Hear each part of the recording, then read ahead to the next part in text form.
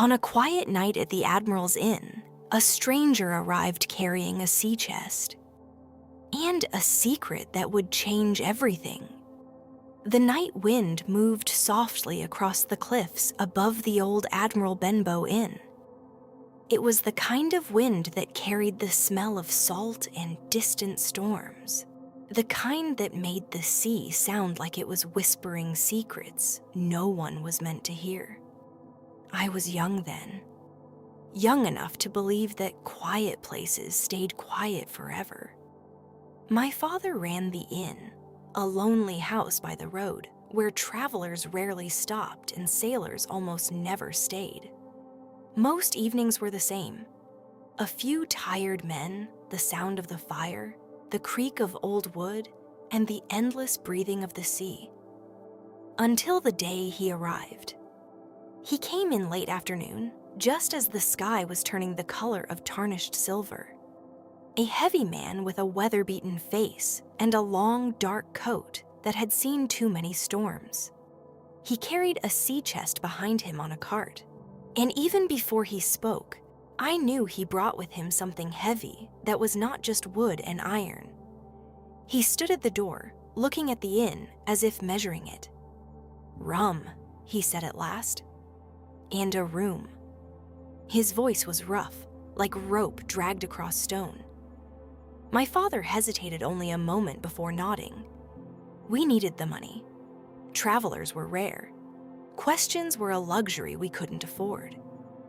The man paid in gold coins that glinted strangely in the fading light. Too many coins for a simple room. Too much silence for a simple guest.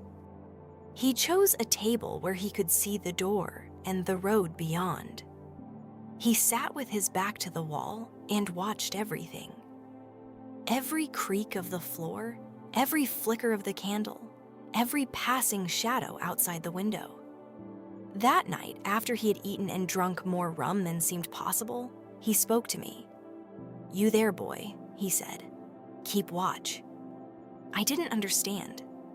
"For a seafaring man," he continued, lowering his voice, "with one leg, if you see such a man, you tell me, and you'll be paid." He gave me a coin for the promise, a coin heavier than any I had held before. I should have refused. Any sensible person would have.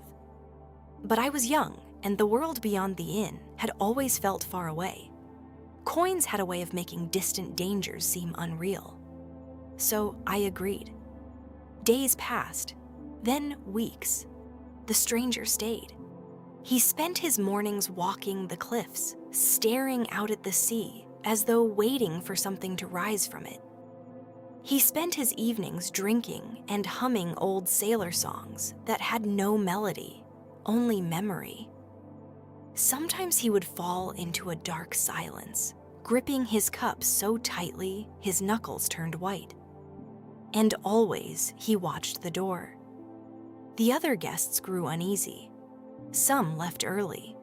Others avoided the common room altogether. There was something about him that filled the air with tension, like the stillness before lightning. One evening, a second man arrived. He was smaller, thinner, with quick eyes and a smile that never reached them. He stepped inside lightly, as if he didn't want the floorboards to know he was there. He looked around once. Then he saw our guest. "Billy," the thin man said softly. The name seemed to strike the larger man like a blow. He froze, then slowly turned. His face drained of color. For a moment, no one moved. Then the two men sat together at a table in the corner. They spoke in low voices, too quiet for me to hear clearly. But the tone was not friendly. It was the tone of men who shared a past they wished they could bury. Their conversation ended abruptly. Chairs scraped, voices rose, and suddenly steel flashed in the candlelight.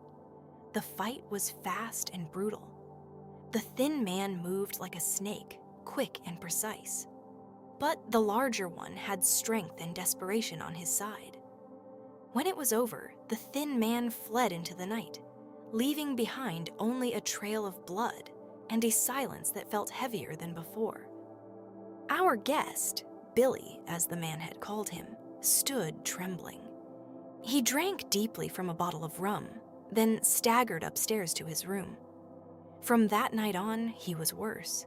He drank more, slept less, jumped at every sound. Sometimes he would shout in his sleep, words that made no sense to me then. Treasure, map, black spot, Flint. The name Flint came up often, always with fear. My father's health began to fail not long after. The stress of the inn, the strange guest, the constant tension, it all weighed on him. He grew pale, tired, and still, Billy stayed. Then one cold morning, another visitor arrived. He was blind, or seemed to be. His eyes were white and unfocused, but his steps were sure. He tapped a stick against the ground as he approached the inn, each tap echoing in the quiet air. "Take me to him," he said when I opened the door. I didn't want to. Something in his voice felt wrong, like a shadow pretending to be a man. But he grabbed my wrist with surprising strength. "Take me to him," he repeated. So I did. Billy sat at his usual table, staring into his cup. When the blind man approached, a look of pure terror crossed his face. The kind of terror that comes from knowing the past has finally caught up. The blind man leaned close and slipped something into Billy's hand. Then he turned and left without another word. Billy looked down at his palm. A small, dark mark rested there.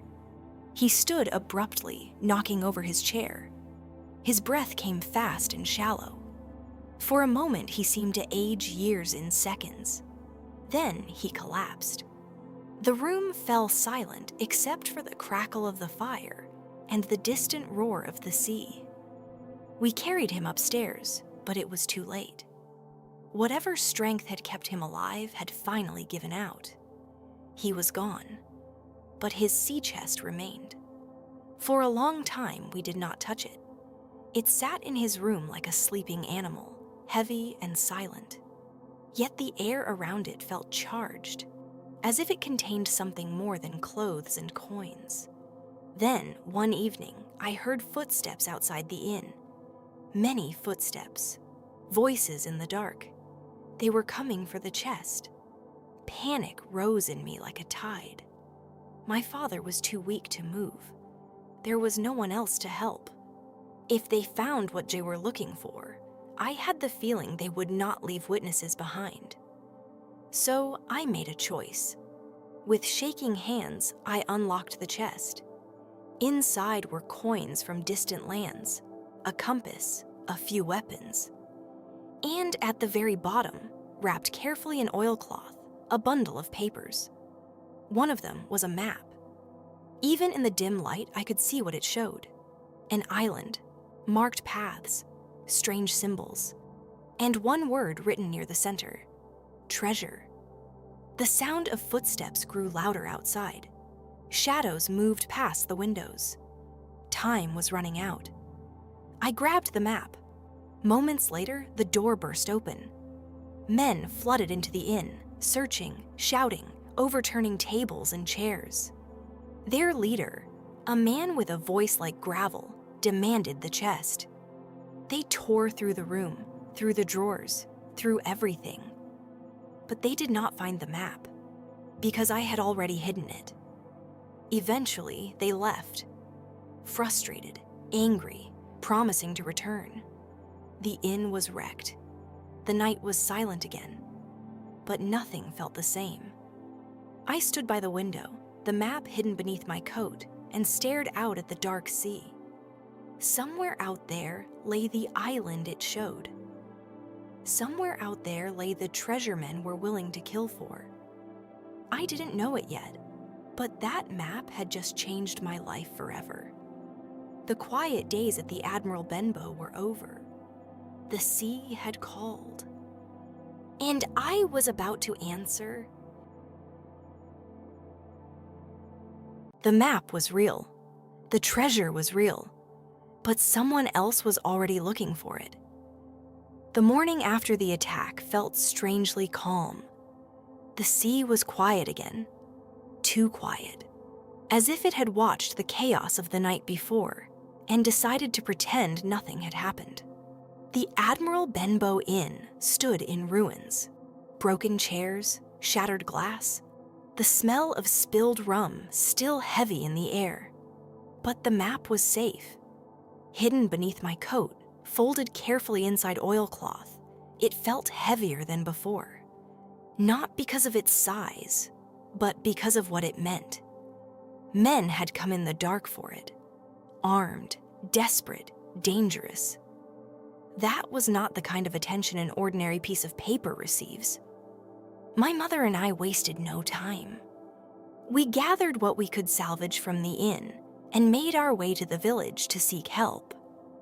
The name most trusted in matters of sense and safety was Dr. Livesey. Dr. Livesey was not merely a physician. He was a magistrate, a man of calm judgment and sharp mind. When he listened, he truly listened. And when he decided, people followed. He sat quietly as I told him everything. The old sailor, the blind man, the black mark, the attack. When I placed the folded map on his desk, he did not rush to open it. He simply studied me first. "You are certain," he said gently, "that this is what they were after?" "Yes, sir." Only then did he unfold it. The parchment was aged but sturdy. Lines drawn with careful precision marked the coastline of an island. Hills, swamps, a stockade. And near the center, 3 large red crosses. Beside one cross were written the words, "Bulk of treasure here." Dr. Livesey's expression did not change, but I saw the flicker in his eyes. "This," he said quietly, "is Captain Flint's island." The name sent a strange chill through the room. Flint. Even I had heard of him. A pirate captain whose cruelty had become legend.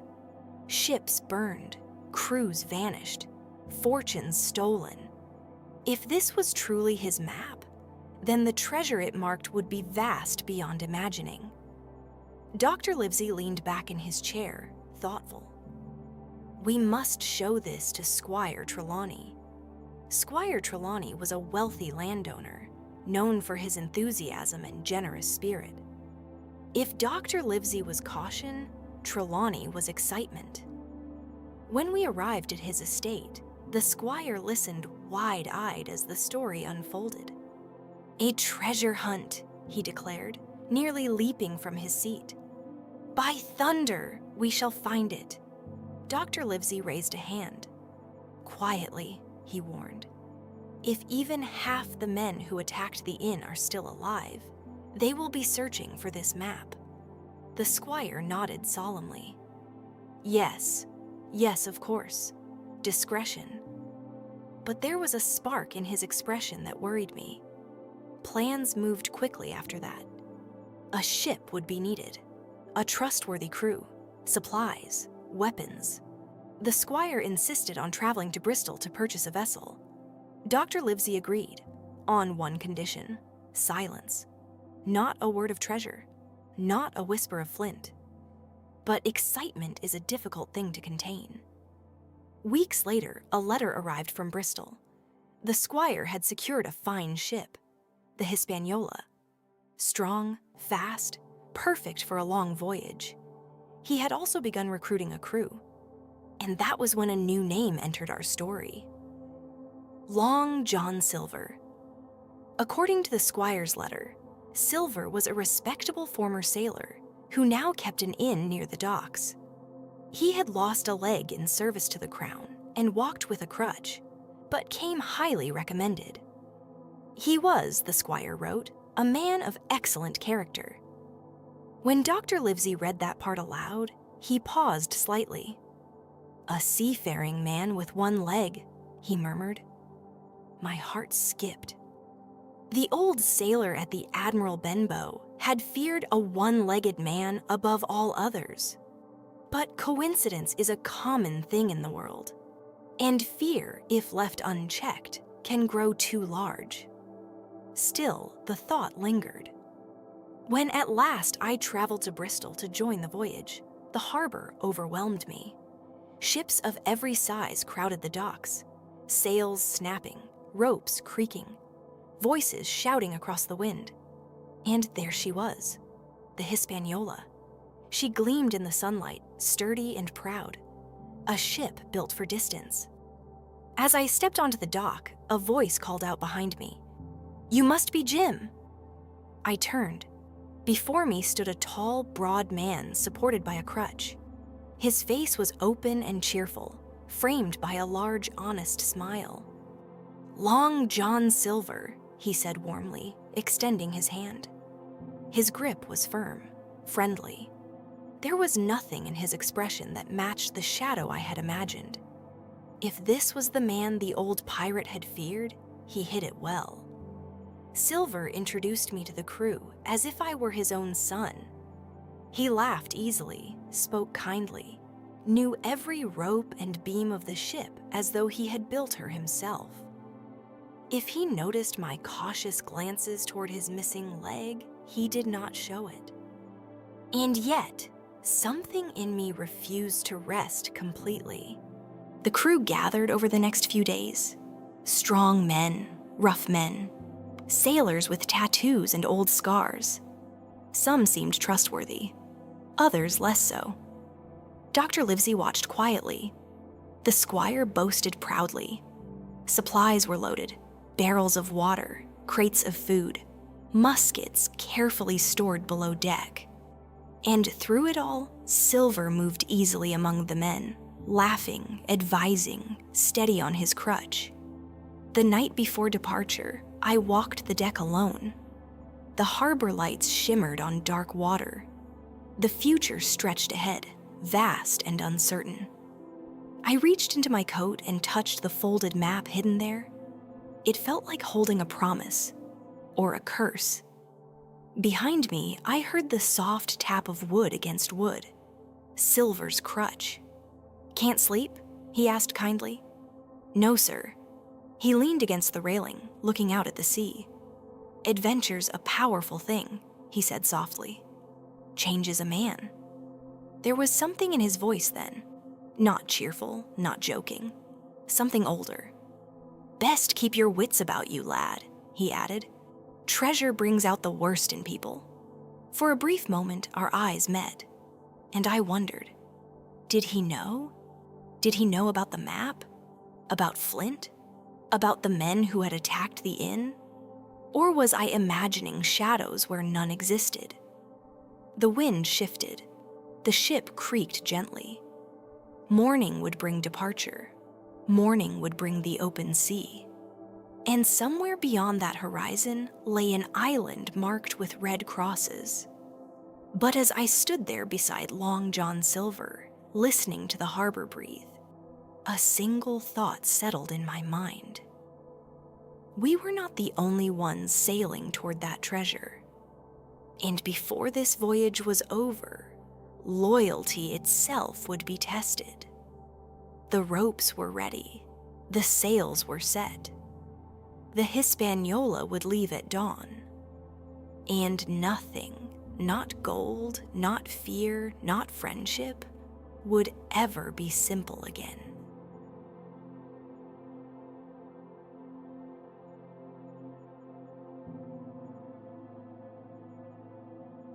The sea was calm, but beneath the deck, whispers were beginning to rise. The morning we left Bristol was bright and wind-filled. Sails snapped open like great white wings. Ropes strained. Men shouted orders across the deck. The harbor slowly drifted behind us until the land itself became a thin gray line against the sky. The Hispaniola moved confidently into open water. I stood near the railing and felt something I had never felt before. Freedom mixed with fear. The world I had known was shrinking behind me. Ahead lay only sea, and somewhere beyond it, treasure. The first days of the voyage passed smoothly. The wind favored us. The crew worked well together. Even Dr. Livesey admitted that the ship handled beautifully. Long John Silver proved himself invaluable. Though he had only one leg, he moved across the deck with astonishing balance, swinging smoothly on his crutch as if the ship were solid ground. The men respected him, laughed with him, listened when he spoke. He told stories in the galley while stirring great pots of stew, tales of distant ports, strange creatures, lost fortunes. His voice was warm and magnetic. When he spoke, even the roughest sailors leaned closer. If this was a dangerous man, he hid it better than anyone I had ever met. Still, something tugged at me. It began one night. The air was thick and warm. The ship creaked gently as it cut through calm water. I had been sent below deck to fetch an apple from a barrel stored near the forward hold. The lantern light was dim down there. Shadows moved with the sway of the ship.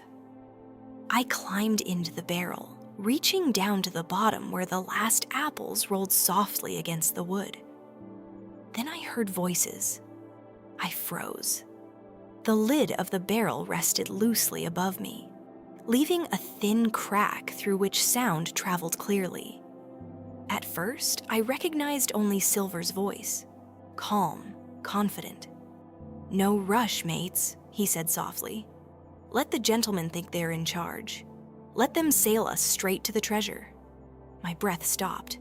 Another voice answered, rough and impatient. And then, Silver chuckled, a low, thoughtful sound. "And then, when the gold's aboard, we'll see who truly commands this ship." The words struck like cold water. Mutiny. The crew we trusted, planning to seize the ship. I did not move. I barely breathed. More voices joined in. Men I had seen laughing days before. Men who had shaken my hand. They spoke of timing, of waiting until we reached the island, of striking when Dr. Livesey and the squire were least prepared. Silver's tone never rose. He sounded almost gentle. "No blood unless necessary," he advised. "A dead man can't help carry treasure." A ripple of dark laughter followed. My heart pounded so loudly I feared they would hear it through the wood. After what felt like hours, the men drifted away one by one. Their footsteps faded. Silence returned. Only then did I dare climb from the barrel. My legs trembled as I stepped back into the lantern glow. The voyage had changed in a single moment. The friendly cook was no simple sailor. He was the leader, and half the crew belonged to him. I slipped quietly back above deck, forcing my face into calm. The stars glittered overhead, indifferent to the storm growing below. Dr. Livesey stood near the stern, studying the horizon. "Jim?" he asked softly. "What is it?" I hesitated only a second. Then I told him everything. His expression did not break. Not once. When I finished, he nodded slowly. "Well done," he said quietly. "You may have saved us all." The squire was less composed. His face reddened with fury. "Villains?" he hissed. "On my ship!" Dr. Livesey raised a hand again. "We must act carefully. We are outnumbered." We counted quickly. Of the 26 men aboard, only 7 could be trusted with certainty. 7 against 19. And the leader of the 19 was the most charming man on the ship. We agreed to say nothing, to watch, to wait. The island, according to our calculations, was only days away. Those days stretched endlessly. Every smile from Silver felt layered. Every casual glance between sailors seemed loaded with meaning. Yet outwardly, nothing changed. The crew worked. The wind carried us steadily south. Silver joked with the squire, helped Dr. Livesey examine supplies. praised my bravery when I climbed the rigging. If he suspected I knew, he gave no sign. One evening, as the sun bled red into the sea, a cry came from the lookout. "Land ho!" Every man rushed to the rail. There it was, an island rising from mist. Dark hills, thick trees, a strange jagged outline against the sky. It looked peaceful from a distance, almost beautiful, but something about it felt watching. Silver stood beside me, squinting at the horizon. "Well now," he said softly. "There she is." His voice held excitement, but beneath it, something colder. Behind us, the loyal men exchanged silent glances. The game had begun. The island meant opportunity for Silver. It meant danger for us. As the Hispaniola slowed and angled toward the coast, I understood something with sudden clarity. The sea had been the easy part. The real battle would begin on land. And before the treasure was found, blood would stain that sand.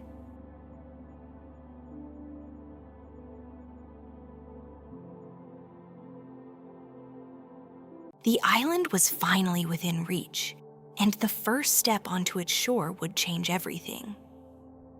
Morning came wrapped in pale mist. The Hispaniola lay anchored in a quiet cove, her sails lowered, her ropes creaking gently in the early light. Ahead of us, the island rose from the sea, dark hills, thick trees, and a shoreline that looked peaceful from a distance. Too peaceful. No one spoke much on deck. Even the sailors who had laughed loudly just days before now moved in silence. Boots thudded softly on wood. Ropes tightened.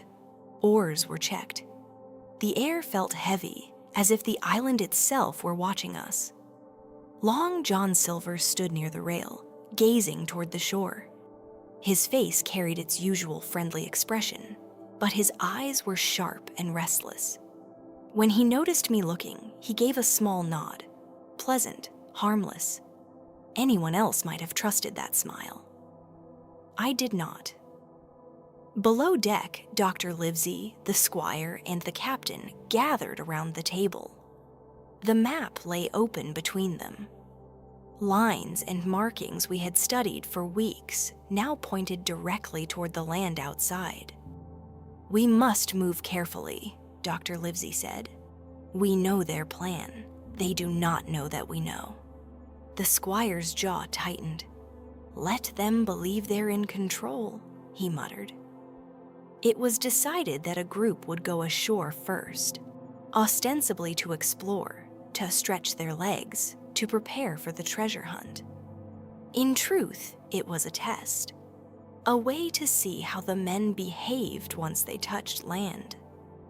Silver clapped his hands loudly when the plan was announced. "Fresh air for the lads," he called. "A bit of shore does a sailor good." Several of his men eagerly volunteered. Too eagerly. Boats were lowered. Oars dipped into the still water. I found myself climbing down into one of the boats before I fully understood why. Perhaps it was curiosity. Perhaps it was fear. Or perhaps I felt that if I stayed close, I might learn more. The distance between ship and shore shrank with every stroke. When the keel scraped softly against sand, one of Silver's men jumped out and laughed. "Solid ground," he shouted. But the laughter sounded thin. I stepped onto the beach. The sand was pale and damp beneath my boots. The air smelled of salt and wet leaves. Trees stood thick and tangled beyond the shore, their branches woven together like a wall. Silver climbed out last, steady on his crutch. "Fine place," he said cheerfully. Could almost call it welcoming. Yet even as he spoke, his eyes moved constantly, counting men, measuring distance, noting the shape of the land. This was no casual stroll for him. The crew spread out slowly. Some walked along the beach. Others moved toward the tree line. A few remained near the boats. I watched carefully. Several men exchanged brief glances with Silver. Tiny nods, quiet signals, nothing obvious, but enough. They were not simply exploring, they were preparing. Then one of the sailors stopped abruptly. "Over here," he called. We gathered around him. Half buried in the sand lay a skeleton. The bones were bleached white by years of sun and wind. The skull tilted upward, empty sockets staring toward the trees. One arm stretched forward, pointing inland. For a moment, no one spoke. Silver's expression changed, only slightly, but enough for me to notice. He leaned closer, studying the bones. "Flint," he murmured under his breath. The name settled over us like a shadow. Captain Flint, the pirate whose treasure we sought. If this skeleton belonged to one of his men, then we stood exactly where that terrible crew had once stood. The island was no longer just a destination. It was a graveyard. Some of the men shifted uneasily. Even the boldest among them seemed quieter now.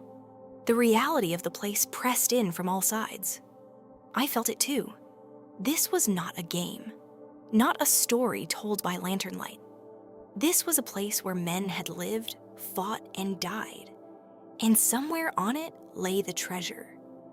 While the others examined the skeleton, I stepped back slowly. One step, then another.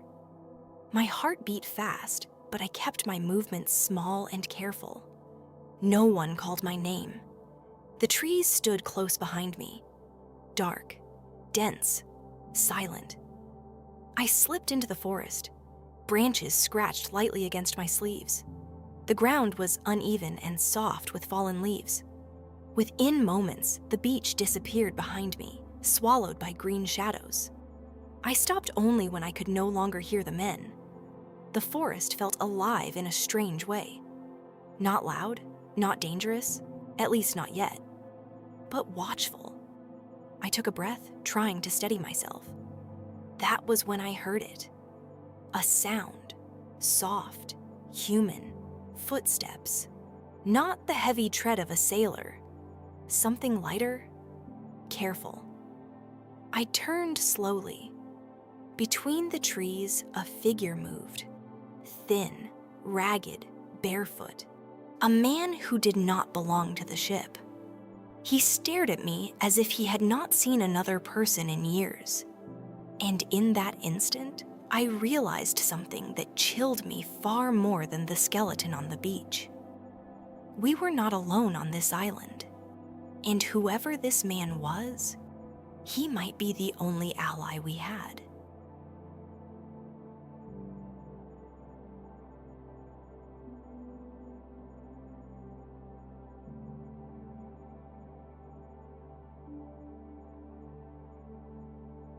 Jim thought the island was empty until a voice from the trees called his name. The forest closed around me like a living wall. Branches twisted overhead, blocking the sun. The air felt warmer beneath the canopy, thick with the smell of damp earth and salt carried in from the shore. For a moment, I stood still, listening. Nothing. No voices from the sailors. No sound of the boats, only the distant call of a bird and the faint whisper of wind through leaves. Then I heard it again. Footsteps, light, careful, not the heavy tread of a ship's crew. Whoever moved through the trees knew the ground well. I turned slowly. A man stepped into view. He was thin and ragged, dressed in clothes so worn they barely held together. His beard was long and uneven, his face darkened by years of sun and wind. Yet his eyes were sharp and alive, filled with a strange mix of hope and fear. He stared at me as if I were a ghost. For a moment, neither of us spoke. Then he rushed forward and dropped to his knees. "Are you real?" he asked hoarsely. "Tell me, are you real, lad?" I am," I said, startled. He let out a long breath that sounded almost like a sob. "Thank the heavens," he whispered. "A boy. A proper boy." I'd nearly forgotten what a friendly face looks like. He rose slowly, studying me. "What's your name?" he asked. "Jim." He repeated it quietly, as if testing the sound. "Jim." Then he straightened, brushing dirt from his coat. "Ben Gunn," he said. "That's me name. Been on this island. Oh, years now. Years and years." The way he said it made time feel heavy. 3 years, he added after a pause. 3 years since I last spoke to a decent soul. 3 years since I saw a proper ship. My heart beat faster. "You were left here?" I asked. He nodded. "Marooned," he said simply. "Left behind by Flint's crew. We came for treasure, we did. But we didn't find it fast enough for him. Flint weren't a patient man." The name Flint echoed through the trees like a distant storm. Ben Gunn leaned closer, lowering his voice. "You came for the treasure too, didn't you?" he asked. I hesitated, but something about him, something desperate and honest, made me trust him. "Yes," I admitted. His eyes widened. Then, slowly, he smiled. "Well now," he said, "that's a turn of luck." He looked around nervously before continuing. "You've got to listen, lad. You've got to listen careful. There's danger on that ship of yours. I know the type. I seen them before. Men who smile 1 minute and cut your throat the next." I swallowed. "We know," I said quietly. "There's a mutiny planned." Ben Gunn froze. "Mutiny?" he whispered. "Then you're in deeper than I thought." He began pacing, muttering to himself. All right. Could still work. Might still work." He stopped suddenly and faced me again. "Listen, Jim. I know this island. Every hill, every tree. And I know something else too." He leaned closer. "The treasure. It ain't where they think it is." The words hung in the air. "You've seen it?" I asked. He tapped his nose mysteriously. "Maybe I have, maybe I haven't. But I know this. If you and your friends play this right, you might just get off this island alive." A distant shout echoed faintly through the trees. Voices from the shore. Ben Gunn stiffened. "They'll be looking for you," he said quickly. "You'd best get back before they notice you're gone. But remember this. If you need help, find me. I'll be watching." He stepped back into the shadows, then paused. "Tell your friends about Ben Gunn," he added softly. "Tell them I'm ready to make a deal." And just like that, he vanished into the trees. I stood there alone, my thoughts racing. The island was no longer just a battleground between us and Silver's men. Now there was a third player, a man who knew its secrets better than anyone. I turned and hurried back toward the beach, careful to keep low and quiet. By the time I reached the shoreline, the sailors were already gathering near the boats. Silver stood among them, laughing at something one of the men had said. When he saw me, he raised an eyebrow. "Out for a stroll, were you?" he asked pleasantly. "Yes, sir," I replied, forcing a calm smile. His eyes lingered on me for a moment longer than necessary. Then he nodded. "Well then," he said, "back to the ship, lads. Plenty of time for exploring later." We pushed off from the shore as the sun dipped lower in the sky. The island faded behind us, but its presence lingered like a shadow. I stood at the bow, watching the trees grow smaller. Somewhere in that forest, Ben Gunn was waiting. And somewhere on this ship, Long John Silver was planning his next move. We had gained an ally, but the real struggle was still ahead. Because once the treasure was found, there would be no more pretending.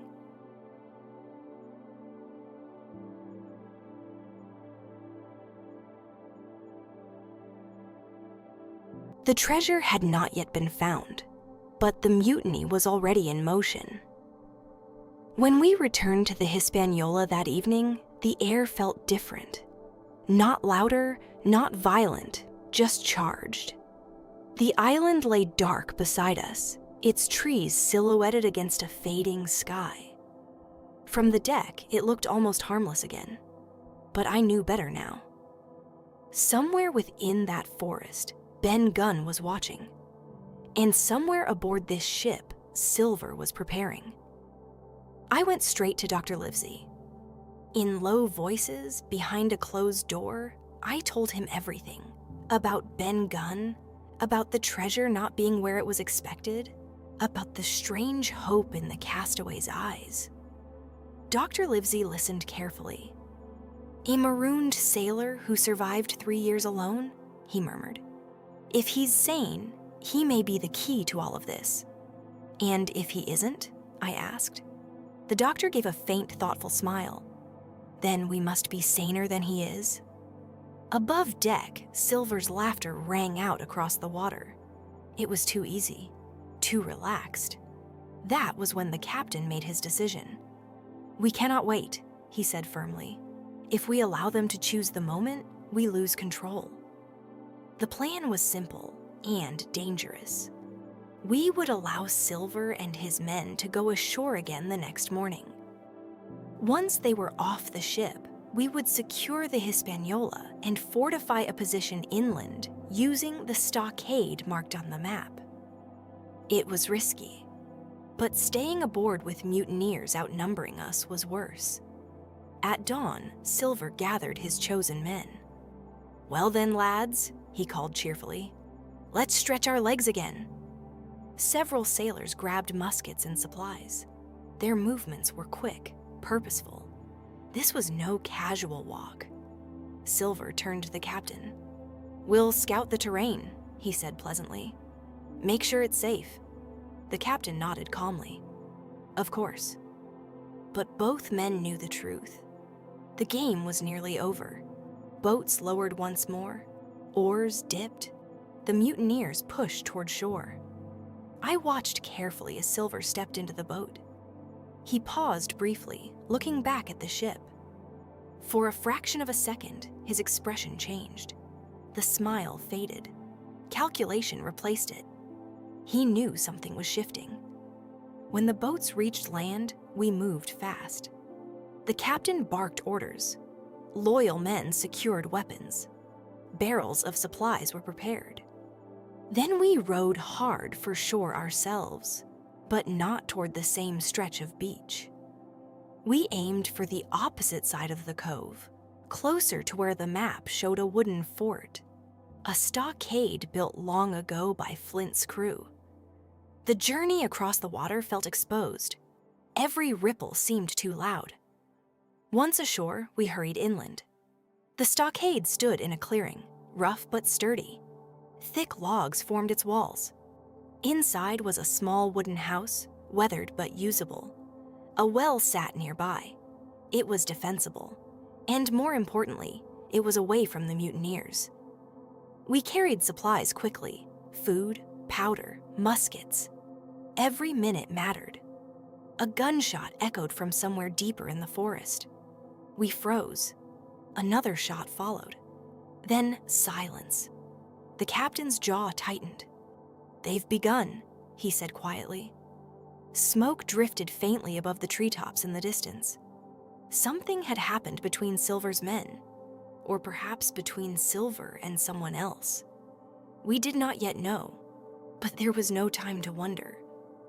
We reinforced the stockade gates and posted guards along the walls. The island no longer felt vast and mysterious. It felt small, like a battlefield waiting for armies to clash. By late afternoon, movement appeared at the edge of the trees. Silver. He approached slowly, alone, waving a white cloth tied to a stick. A flag of truce. The captain stiffened, but allowed him near the gate. Silver leaned casually against his crutch, smiling as always. "Well now," he said, "seems we've got ourselves a misunderstanding." The captain's voice remained cold. "State your business." Silver's eyes moved across the walls, counting men, noting weapons. "We know you've got the map," he said calmly. "And you know we've got the numbers. No need for bloodshed. Hand it over, and we'll let you leave the island." A bold lie. No pirate ever leaves witnesses. The captain shook his head. "No." For a moment, the friendly mask slipped. Silver's expression hardened. "Think careful," he said quietly. "Next time I come back, it won't be alone." He turned and walked away without another word. We watched him disappear into the trees. The sun dipped low. The clearing grew darker. And I understood something fully for the first time. This was no longer a treasure hunt. It was a siege. We were trapped inside wooden walls, outnumbered, outgunned. And somewhere in the forest, Long John Silver was preparing to strike.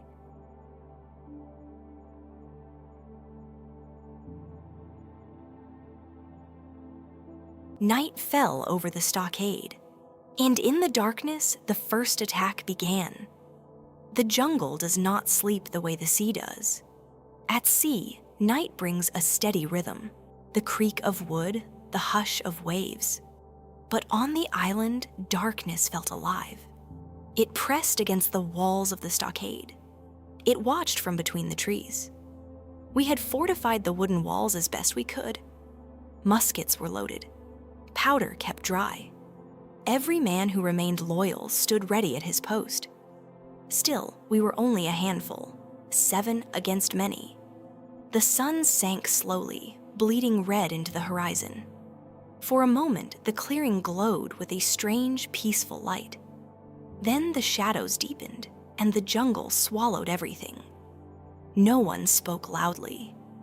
Even the squire, who had once been so eager for adventure, now kept his voice low.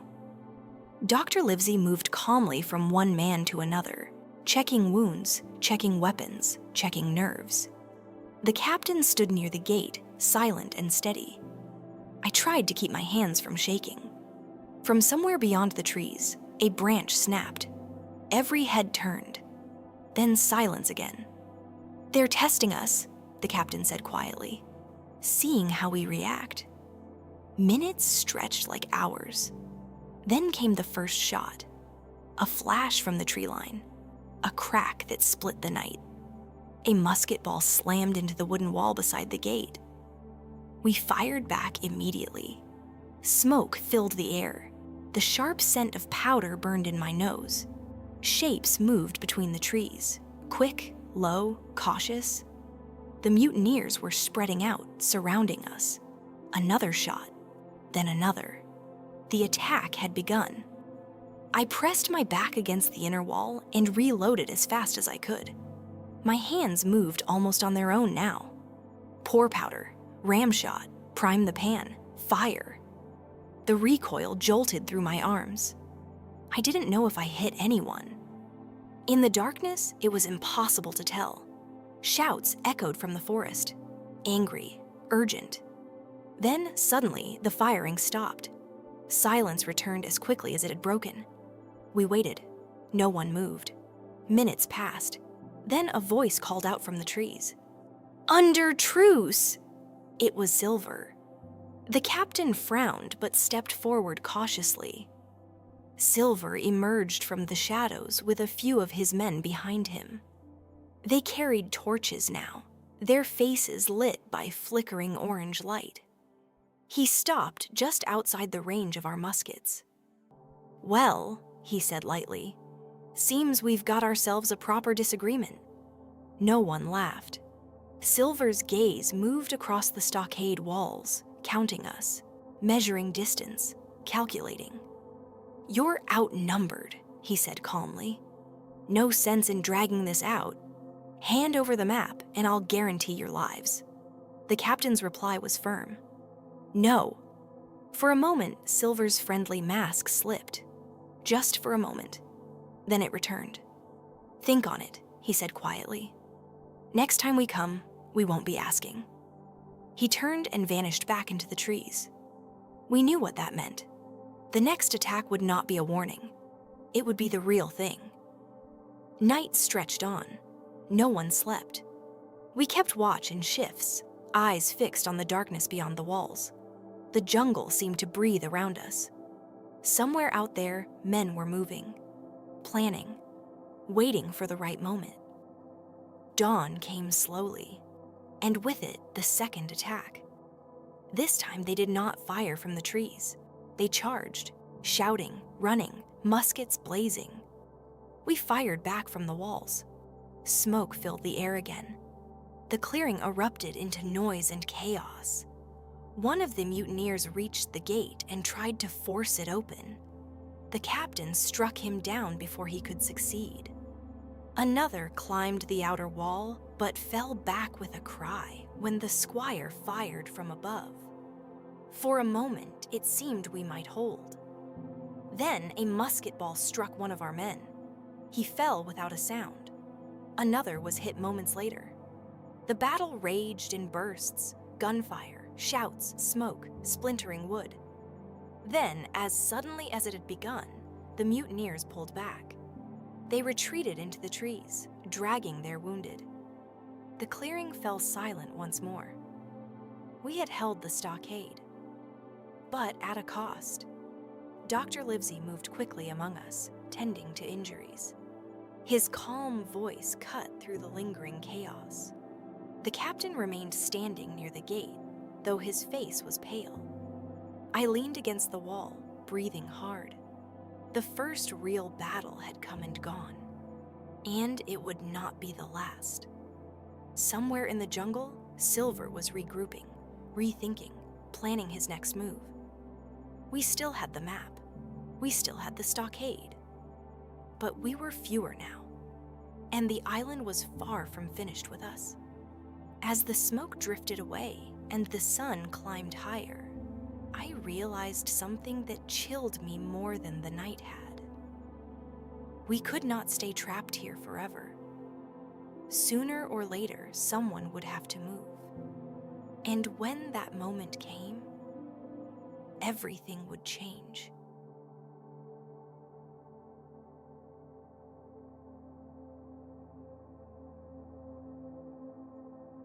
They had survived the attack, but survival was only the beginning of a far more dangerous choice.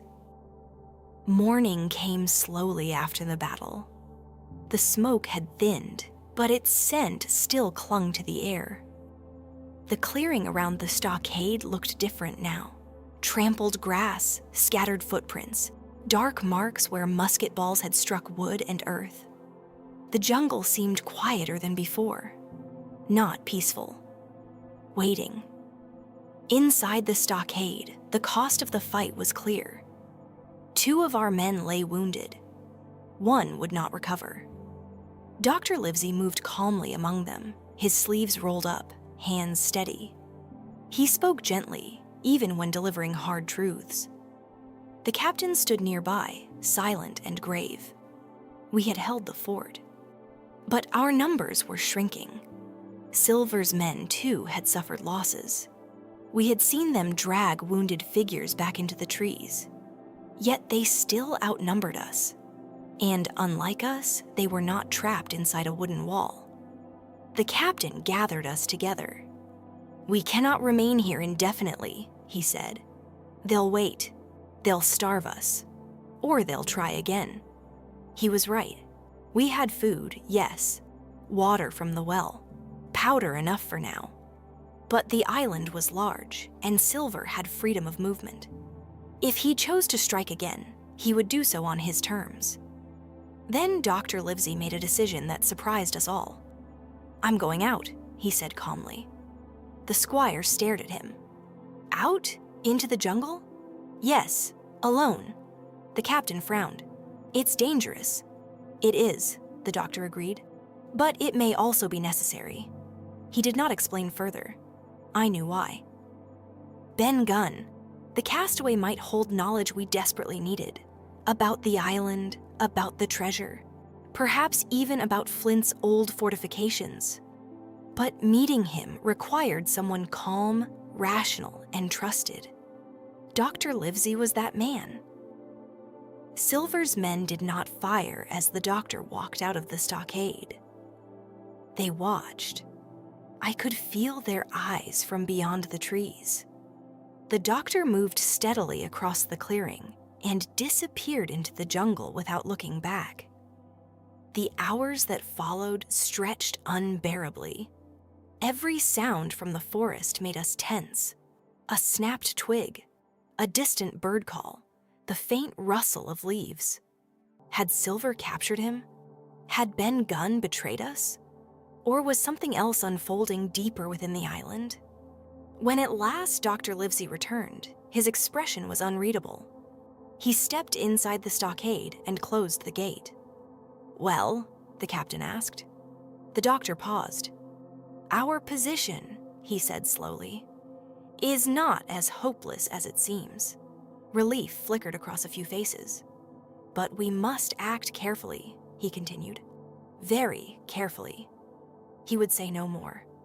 That secrecy unsettled me. Later that afternoon, something unexpected happened. Silver approached the stockade again, this time with far fewer men. No torches, no guns raised. He called out calmly. The captain allowed him near the gate once more. Silver looked tired now, less cheerful. The battle had cost him too. "Well," he said, resting on his crutch, "seems we've both taken our bruises." No one answered. He studied our faces. "Let's speak plain," he continued. "You've got something we want." "The map," the captain replied evenly. Silver nodded. "And you've got yourselves cornered. We've got the island. You've got a wooden box." The captain did not react. Silver leaned closer to the gate. "Give us the map," he said quietly, "and I'll see you safely back to the ship. No tricks." It was almost convincing. Almost. Before the captain could respond, Dr. Livesey stepped forward. "We'll consider it," he said calmly. Silver's eyes flickered. "You're running out of time," he warned softly. "My men are restless." "So are ours," the captain replied. For a long moment, the two leaders held each other's gaze. Then Silver did something unexpected. He smiled, not the bright, friendly smile from the deck of the Hispaniola, but something smaller, sharper. "You'll change your mind," he said. "One way or another." He turned and walked back toward the jungle. As he disappeared between the trees, I realized something troubling. He seemed confident, not desperate, confident. That night, the captain called a meeting. Dr. Livesey spoke plainly. "The treasure," he said, "may no longer be where the map says it is." The room fell silent. "What do you mean?" I asked. He met my eyes briefly.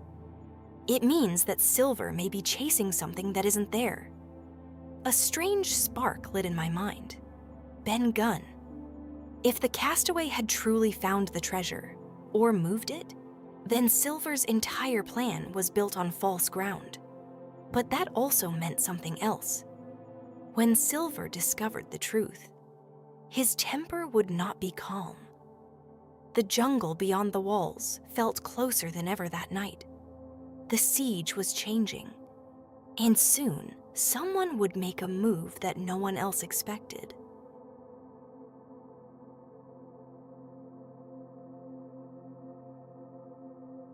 While everyone else watched the walls, Jim made a decision that would change the entire voyage. The night after Silver's visit felt longer than any before it. Inside the stockade, the air was thick with smoke and exhaustion. The wounded slept uneasily. The captain kept watch near the gate. Dr. Livesey sat quietly by the lantern, deep in thought. No one spoke much. The island felt closer than ever, as if the trees themselves had crept toward us while we rested. Every sound beyond the walls seemed magnified. And yet, despite the danger outside, something restless stirred inside me. We were waiting for Silver to strike, waiting for the treasure to be found, waiting for something to change. But waiting can be its own kind of trap. I lay awake long after the others had settled. The map, so carefully guarded, no longer felt like the key to everything. If Ben Gunn truly knew the island better than anyone, if the treasure had already been moved, then the map might lead only to disappointment. Or worse. A plan began to form in my mind, a reckless one. Just before dawn, while the others were still resting, I slipped quietly from the stockade. I took a small pistol, a bit of food, and nothing more. I did not wake the captain. I did not tell Dr. Livesey. I knew they would try to stop me. The jungle greeted me with cool, damp air. The path toward the shore was faint but familiar now. I moved quickly, keeping low, listening for any sign of Silver's men. The beach appeared ahead, pale in the early light. And there, tied loosely among the reeds, was one of the small boats. The coracle. It had been left half hidden after our last landing. A fragile thing, more basket than boat, but enough to carry one person if handled carefully. I had seen Ben Gunn use such a craft. Light, quiet, easy to move without notice. An idea struck me with sudden clarity. If I could reach the Hispaniola unnoticed, if I could cut her free from anchor or change her position, I might weaken Silver's advantage. Without the ship, his men would be stranded.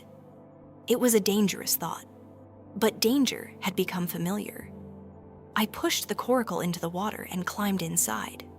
It rocked gently, barely making a sound. With careful strokes, I guided it away from shore. The sea was calm. The sky slowly brightened. Behind me, the island faded into mist. Ahead, the Hispaniola floated quietly at anchor. No guards visible on deck. No movement. Silver and most of his men were still inland. The distance felt enormous in such a small craft. Every ripple threatened to turn me sideways. Every shift of weight had to be controlled. At last, I reached the shadow of the ship. The hull rose above me like a dark wall. I moved silently along its side until I reached the anchor rope. It creaked softly with the swell. My hands trembled as I drew my knife. If I cut the rope at the right moment, when the tide shifted, the ship would drift. Not far, but far enough to break Silver's control. I hesitated only a second. Then I cut. The rope parted slowly, fibers snapping one by one. The Hispaniola shifted almost immediately, drifting with the current. I paddled back quickly, keeping low, letting the ship move without me. The plan worked. But I had not planned what came next. A voice drifted from above. "Who goes there?" I froze. A face appeared over the rail, one of Silver's men who had remained aboard. He stared down in confusion as the ship slowly turned away from its anchor point. Then he shouted. Within moments, another man rushed onto the deck. They argued, pointed, tried to understand what was happening. The ship began to drift more quickly now, pulled by tide and wind. Their shouts turned to panic. I paddled harder, keeping just out of sight. Soon the Hispaniola was moving steadily away from the island, out into open water. The mutineers aboard tried to adjust the sails, but they were too few, too confused. The ship slipped farther and farther from shore. I had done it, or so I thought. A sudden swell lifted my tiny craft and spun it sideways. The coracle rocked violently. Water splashed over the edge. I clung to its rim, trying to steady myself. The current was stronger than I had expected. Within minutes, the island grew distant. Too distant. I had freed the ship, but now I was drifting with it. Alone. The Hispaniola moved slowly ahead of me, carried by tide and wind. I could see figures rushing across her deck, hear distant shouts carried by the breeze. The sky brightened fully now. There was no hiding, no turning back. I gripped the paddle and tried to steer toward shore, but the current pulled me the opposite way. The tiny coracle spun and swayed like a leaf on water. For the first time since leaving the stockade, fear struck me hard. I had acted alone, without permission, without a plan for what came after. The island shrank behind me. The ship drifted ahead, and I was caught between them. As the sun rose over the sea, I realized something with chilling clarity. I had just separated myself from every ally I had, and somewhere on that drifting ship, Silver's men were still aboard.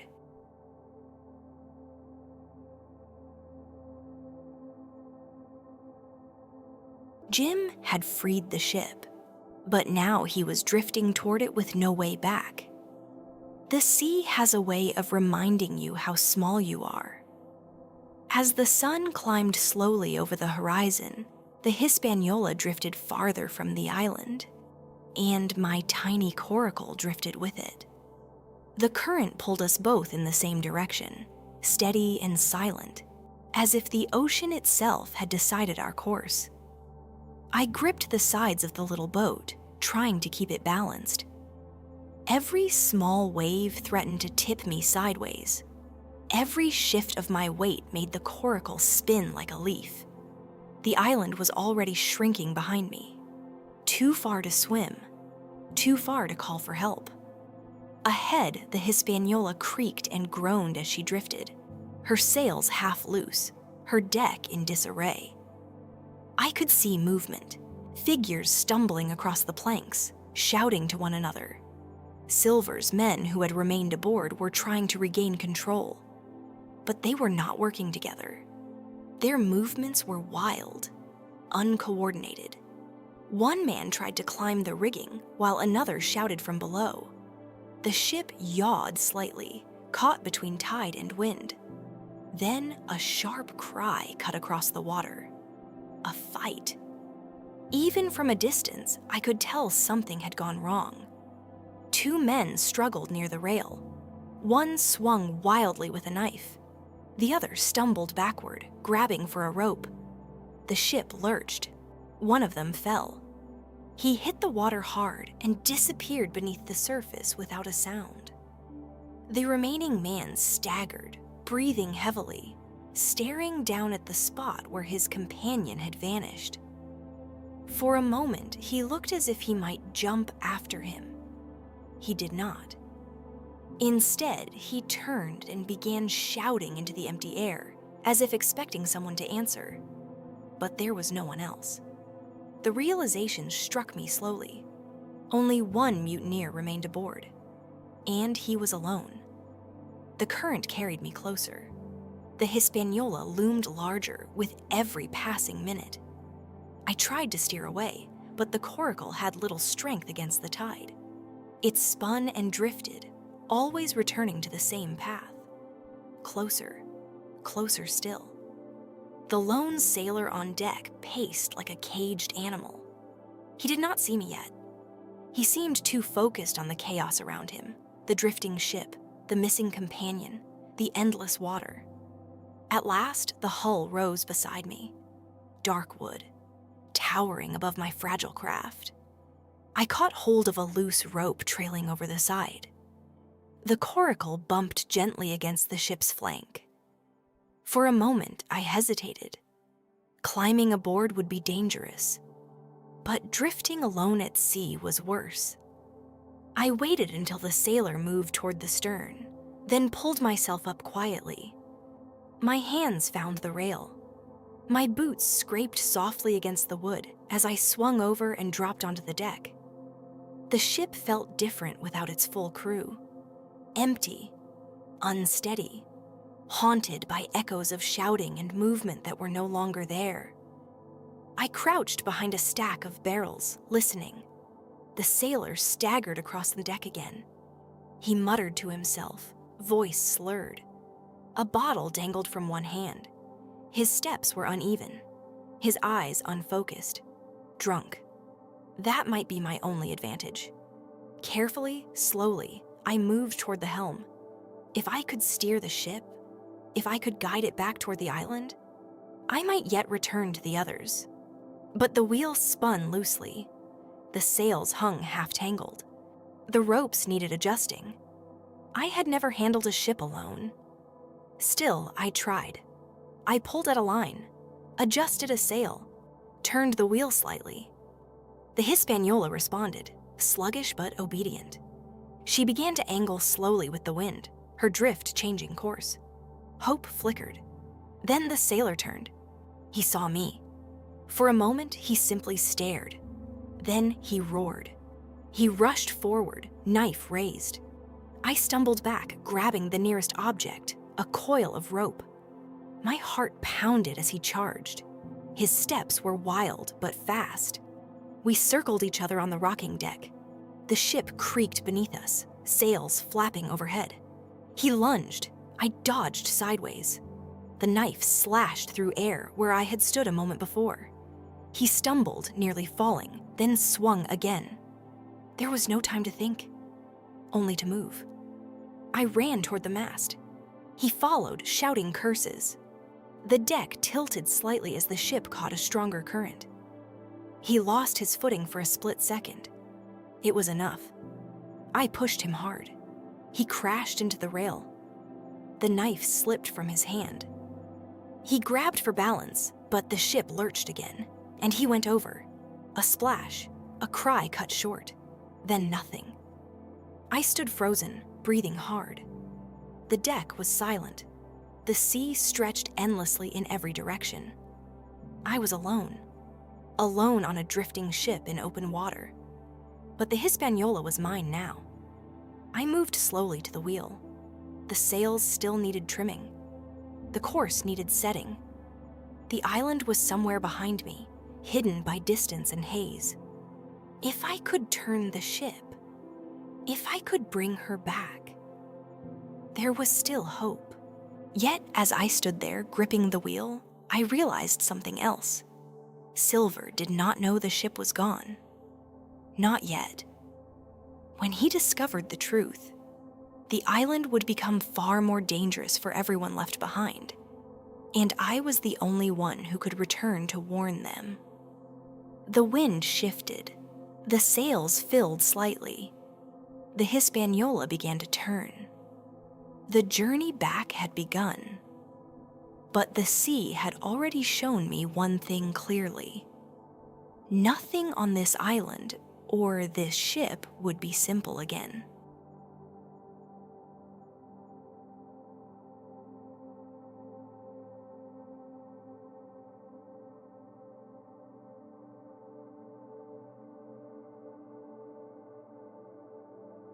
Jim had freed the ship, but now he was drifting toward it with no way back.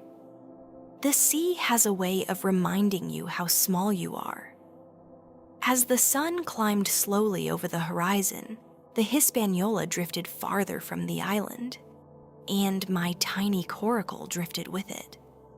The current pulled us both in the same direction, steady and silent, as if the ocean itself had decided our course. I gripped the sides of the little boat, trying to keep it balanced.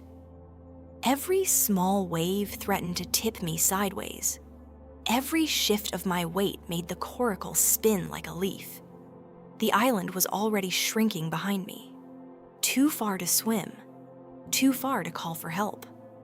Ahead, the Hispaniola creaked and groaned as she drifted, her sails half loose, her deck in disarray. I could see movement, figures stumbling across the planks, shouting to one another. Silver's men who had remained aboard were trying to regain control, but they were not working together. Their movements were wild, uncoordinated. One man tried to climb the rigging while another shouted from below. The ship yawed slightly, caught between tide and wind. Then a sharp cry cut across the water. A fight. Even from a distance, I could tell something had gone wrong.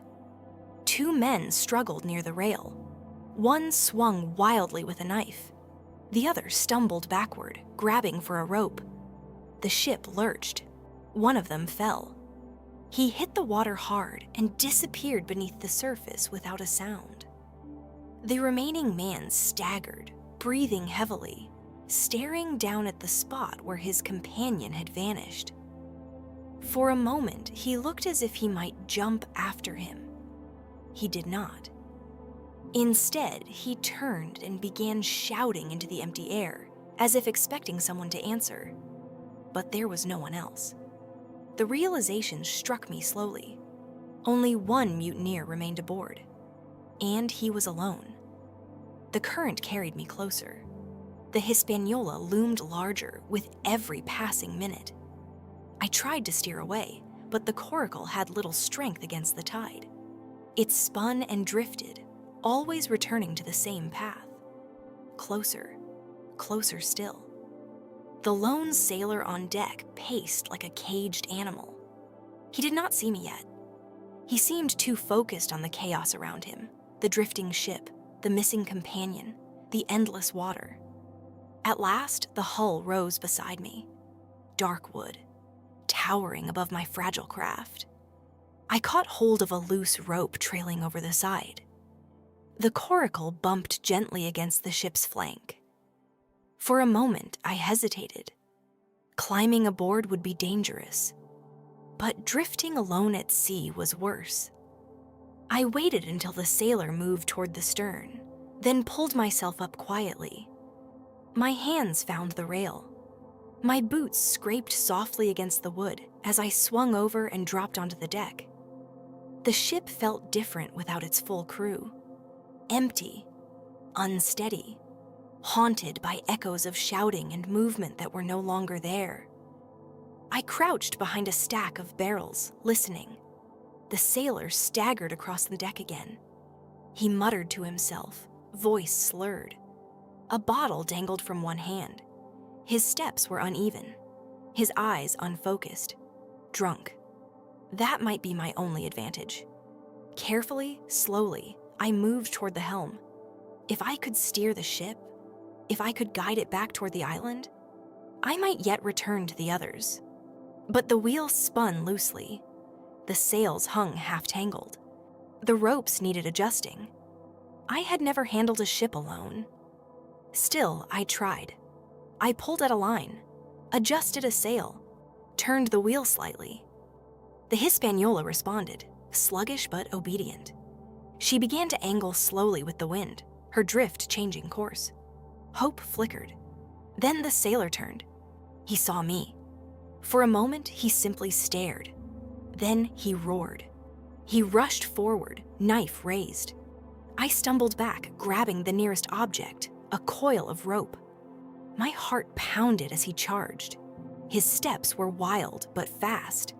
We circled each other on the rocking deck. The ship creaked beneath us, sails flapping overhead. He lunged. I dodged sideways. The knife slashed through air where I had stood a moment before. He stumbled, nearly falling, then swung again. There was no time to think, only to move. I ran toward the mast. He followed, shouting curses. The deck tilted slightly as the ship caught a stronger current. He lost his footing for a split second. It was enough. I pushed him hard. He crashed into the rail. The knife slipped from his hand. He grabbed for balance, but the ship lurched again, and he went over. A splash, a cry cut short, then nothing. I stood frozen, breathing hard. The deck was silent. The sea stretched endlessly in every direction. I was alone on a drifting ship in open water. But the Hispaniola was mine now. I moved slowly to the wheel. The sails still needed trimming.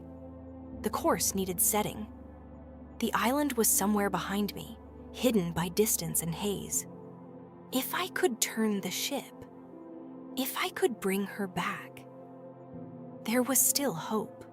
Yet, as I stood there gripping the wheel, I realized something else. Silver did not know the ship was gone. Not yet.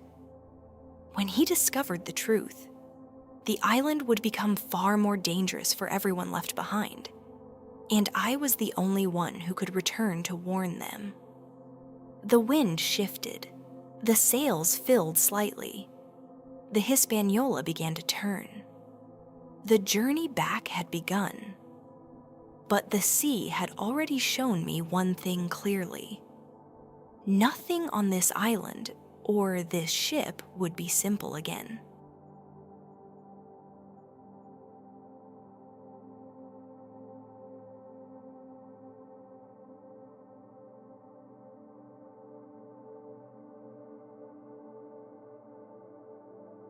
Jim had taken the ship. Now he had to find his way back to the island before Silver discovered the truth. The deck of the Hispaniola felt far too large for one person. Every rope creaked. Every sail snapped softly in the morning wind. Without a crew, the ship seemed alive in a different way, like a great animal waiting for direction. And I was the only one aboard. The sea stretched endlessly around me. The island was nowhere in sight now, hidden by distance and haze. Only the faint line of horizon remained. I moved carefully across the deck, steadying myself against the rail. The man I had fought was gone. The second had vanished beneath the water hours earlier. There was no one left to stop me, but there was also no one left to help. I took a breath and turned to the wheel. The Hispaniola did not need to be sailed perfectly, only guided. If I could turn her back toward the island and let the current help me, I might reach shore by evening. That was my hope. I adjusted the wheel slowly. The sails caught the wind unevenly at first, flapping and snapping. I pulled one rope tighter, then another. The ship responded like a stubborn horse, slow but willing. Gradually, her nose turned toward the island. I did not know if I was steering exactly right, but I knew the direction we had come from, and for now, that was enough. Hours passed. The sun climbed high, then began its slow descent. My arms ached from pulling lines. My hands burned from rope. Still, the ship moved. At last, a dark shape appeared on the horizon. The island. Relief washed over me so suddenly I nearly laughed. The sight of land, any land, felt like salvation. But I could not bring the Hispaniola too close to the main shore. If Silver's men saw her returning without their control, they would know something had gone terribly wrong. I needed a quiet place, a hidden inlet.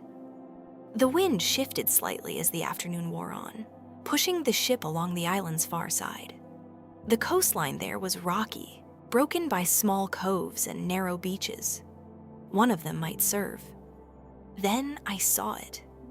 A small stretch of sand tucked between two dark outcroppings of rock. Calm water, shallow enough for the ship to ground safely. I turned the wheel carefully. The Hispaniola moved slower now, gliding toward the hidden shore. The sails hung heavy as the wind eased. The hull scraped gently against sand. We had arrived. I dropped anchor as best I could and secured the lines. The ship rested quietly, hidden from the main cove where Silver's men would likely search. For the first time since leaving the stockade, I allowed myself to sit. Exhaustion came quickly, but I could not stay. The others were still on the island, still inside the stockade. They did not know the ship was safe, or that the mutineers aboard were gone. They needed to know. I gathered what I could carry, a small pistol, a bit of food, and climbed down to the shore. The sand felt strange beneath my boots after so many hours at sea. The island loomed ahead once more, dark and quiet. Dusk was already falling. I moved through the trees as quickly and quietly as I could, heading back toward the stockade. The path felt longer than before. Every shadow seemed deeper, every sound sharper. At last, the clearing appeared ahead. The stockade stood silent under the fading light. No guards at the wall, no voices, no fire. My heart began to race. I stepped closer. The gate stood slightly open. Too open. I slipped inside. The place was empty. No captain, no doctor, no squire, no one. The fire pit was cold, supplies scattered, signs of struggle everywhere. They were gone. Taken, captured, or forced to flee. A sudden sound behind me made me spin around. From the shadows of the doorway, a figure stepped forward. It was not one of my friends. It was Long John Silver. He leaned on his crutch, smiling slowly in the dim light. "Well now," he said softly, "look who's come back." I froze. Silver's men stepped from the darkness behind him. They had the stockade, and I had walked straight into their hands.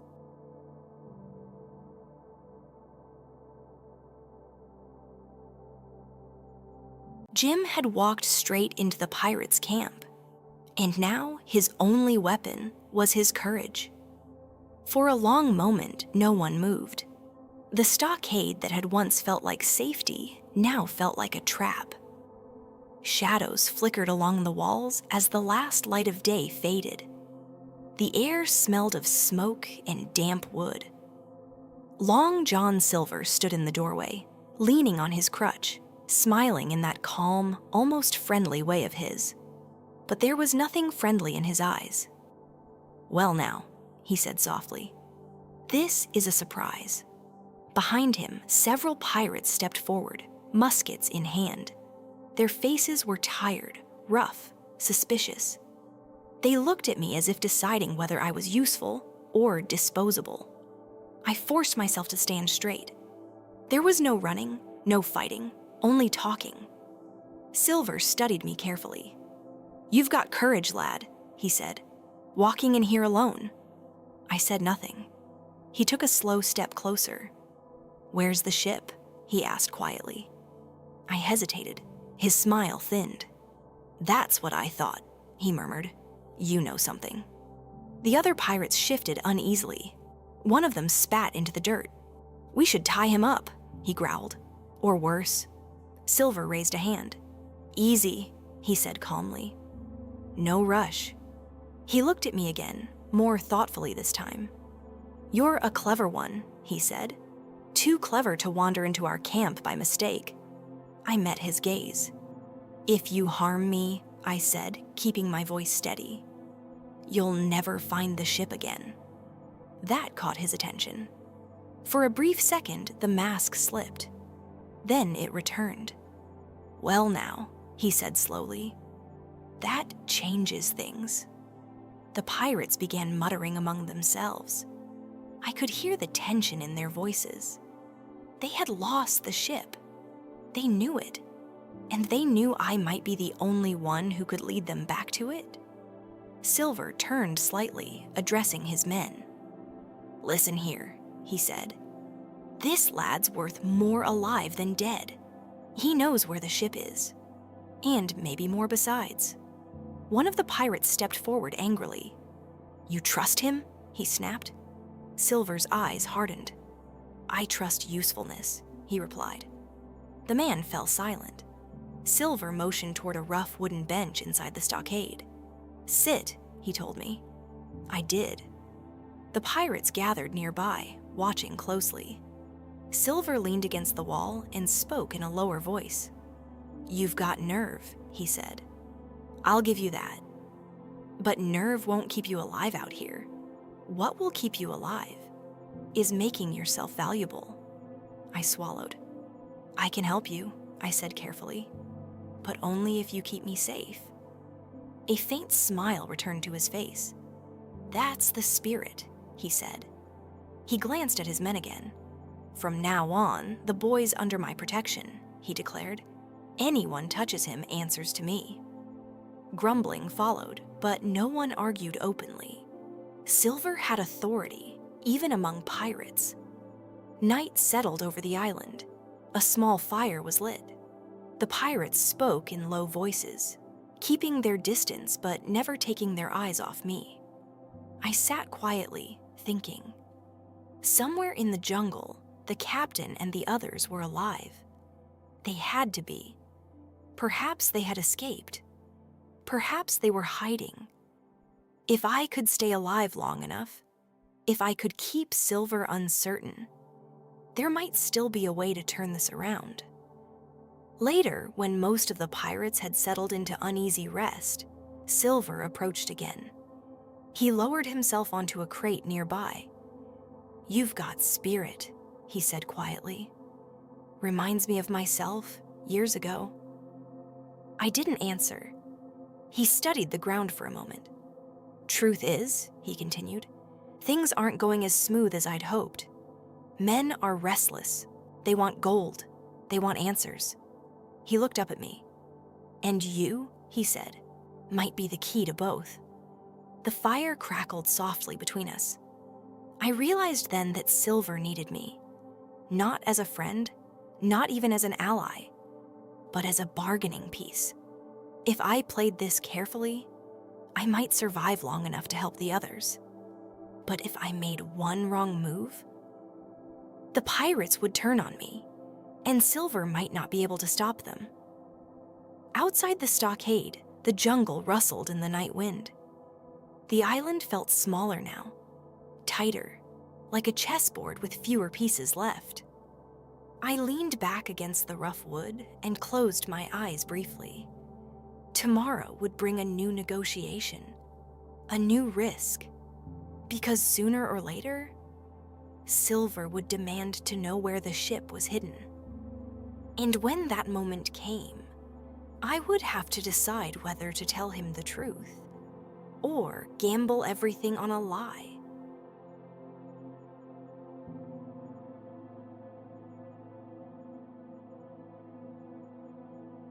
Silver had the map, and at last the pirates were marching toward the treasure. Morning came thick with heat and tension. The pirates had not slept well. I could see it in their eyes, restless, suspicious, hungry for gold. They whispered among themselves, casting glances at Silver as if measuring his worth. He felt it too. Leadership among pirates is a fragile thing. It rests not on loyalty, but on success. And Silver needed success. He stood in the center of the stockade, the map in his hand. "Yes, lads," he said smoothly. "Today's the day."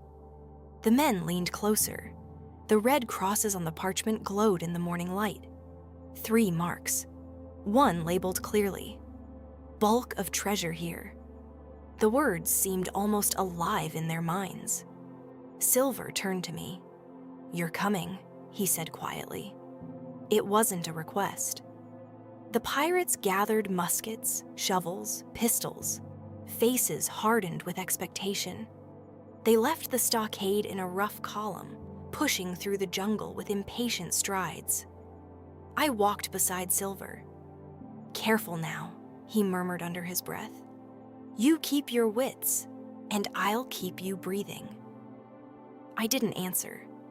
The island felt different that day. No longer mysterious, no longer quiet. It felt like it was holding its breath. The march was long and brutal.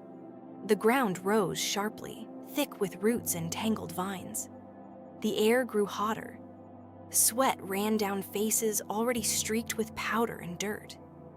One of the pirates stumbled and cursed loudly. Another muttered about ghosts. Flint's name came up more than once. The deeper we moved inland, the heavier the mood became.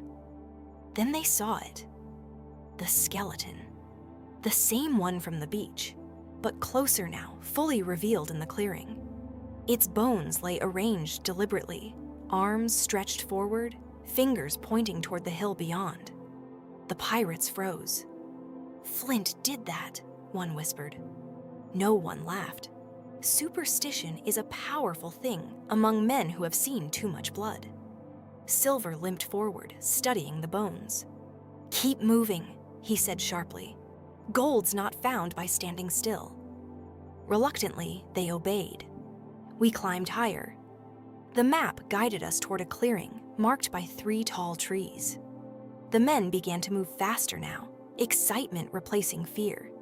"There!" someone shouted. A patch of disturbed earth lay ahead. Shovels were raised.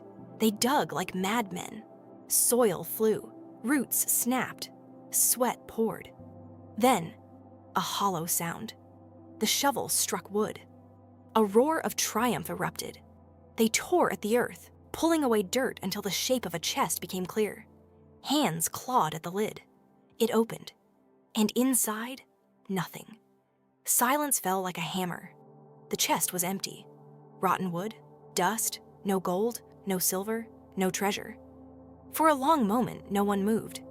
Then the shouting began. "You lied to us! It was here! The map said so!" Silver did not speak. He stared into the empty chest, his face unreadable. One of the pirates turned on him. "You knew!" the man shouted, raising his pistol.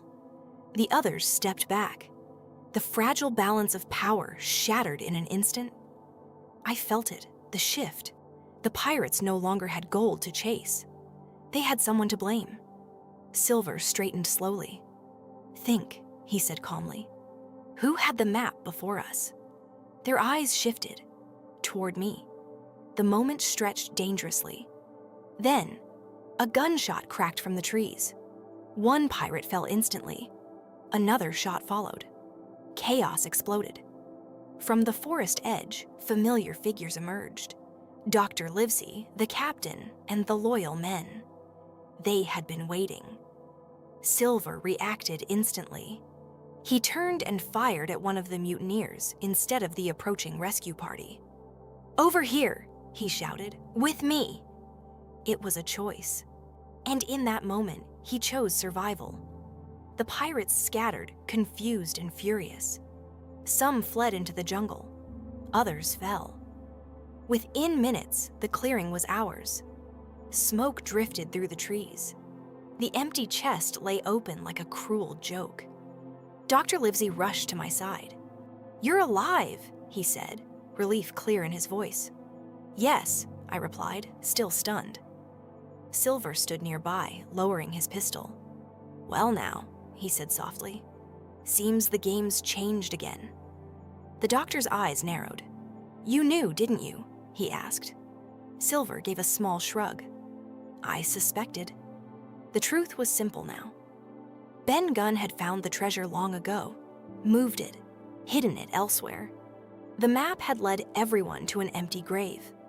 And Silver, clever, calculating Silver, had switched sides at the last possible moment.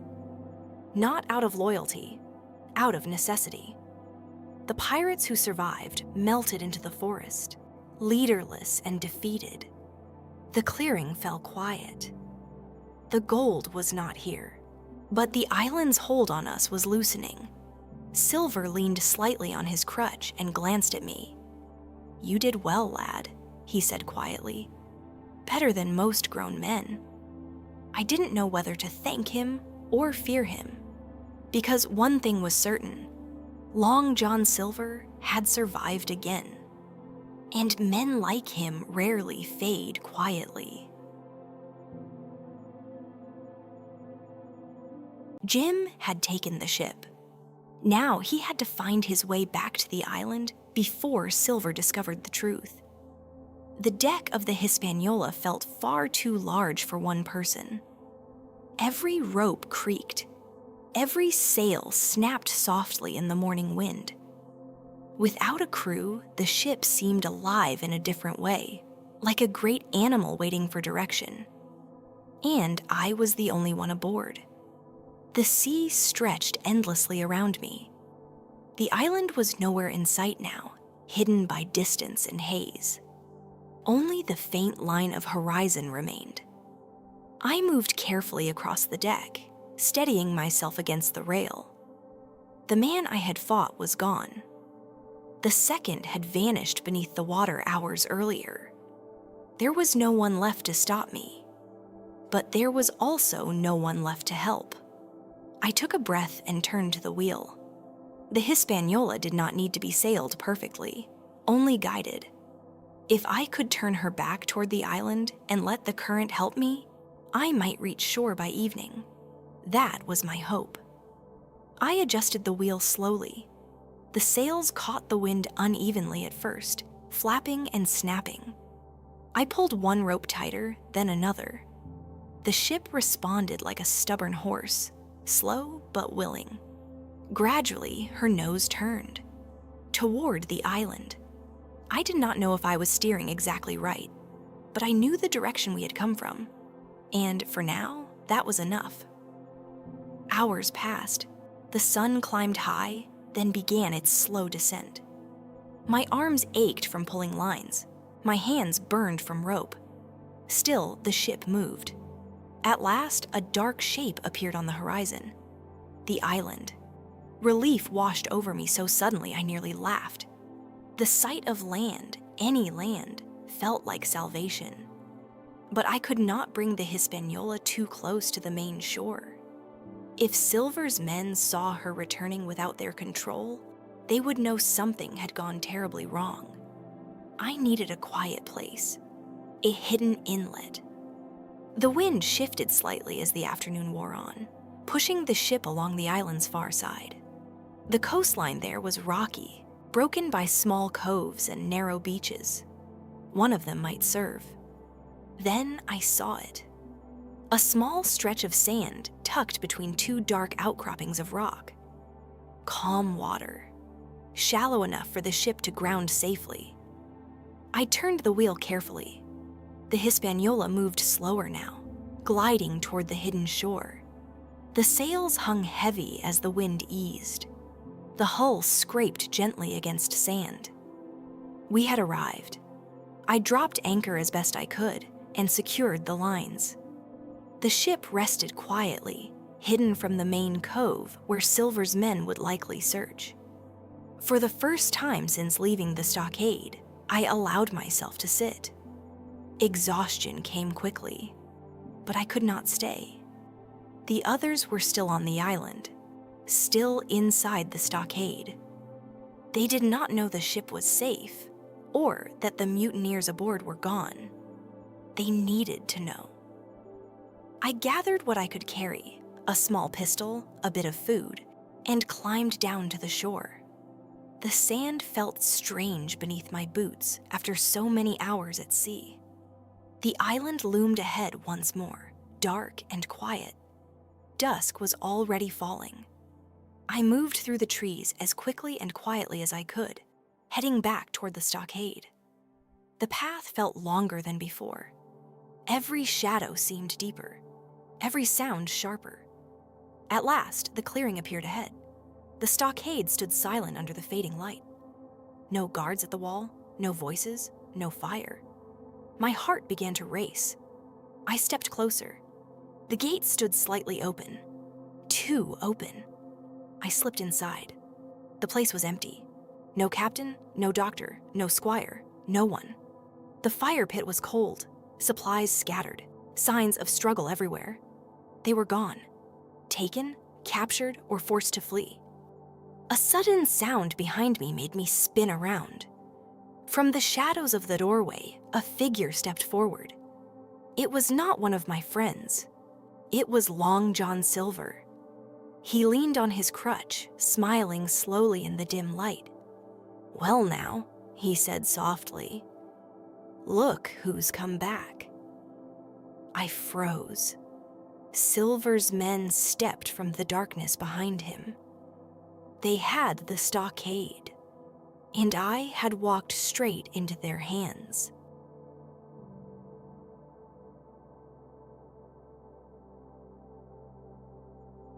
The chest was empty, but the real treasure had been waiting all along. Smoke drifted slowly through the clearing. The empty chest lay open in the dirt, its splintered wood a cruel reminder of every risk taken to reach it.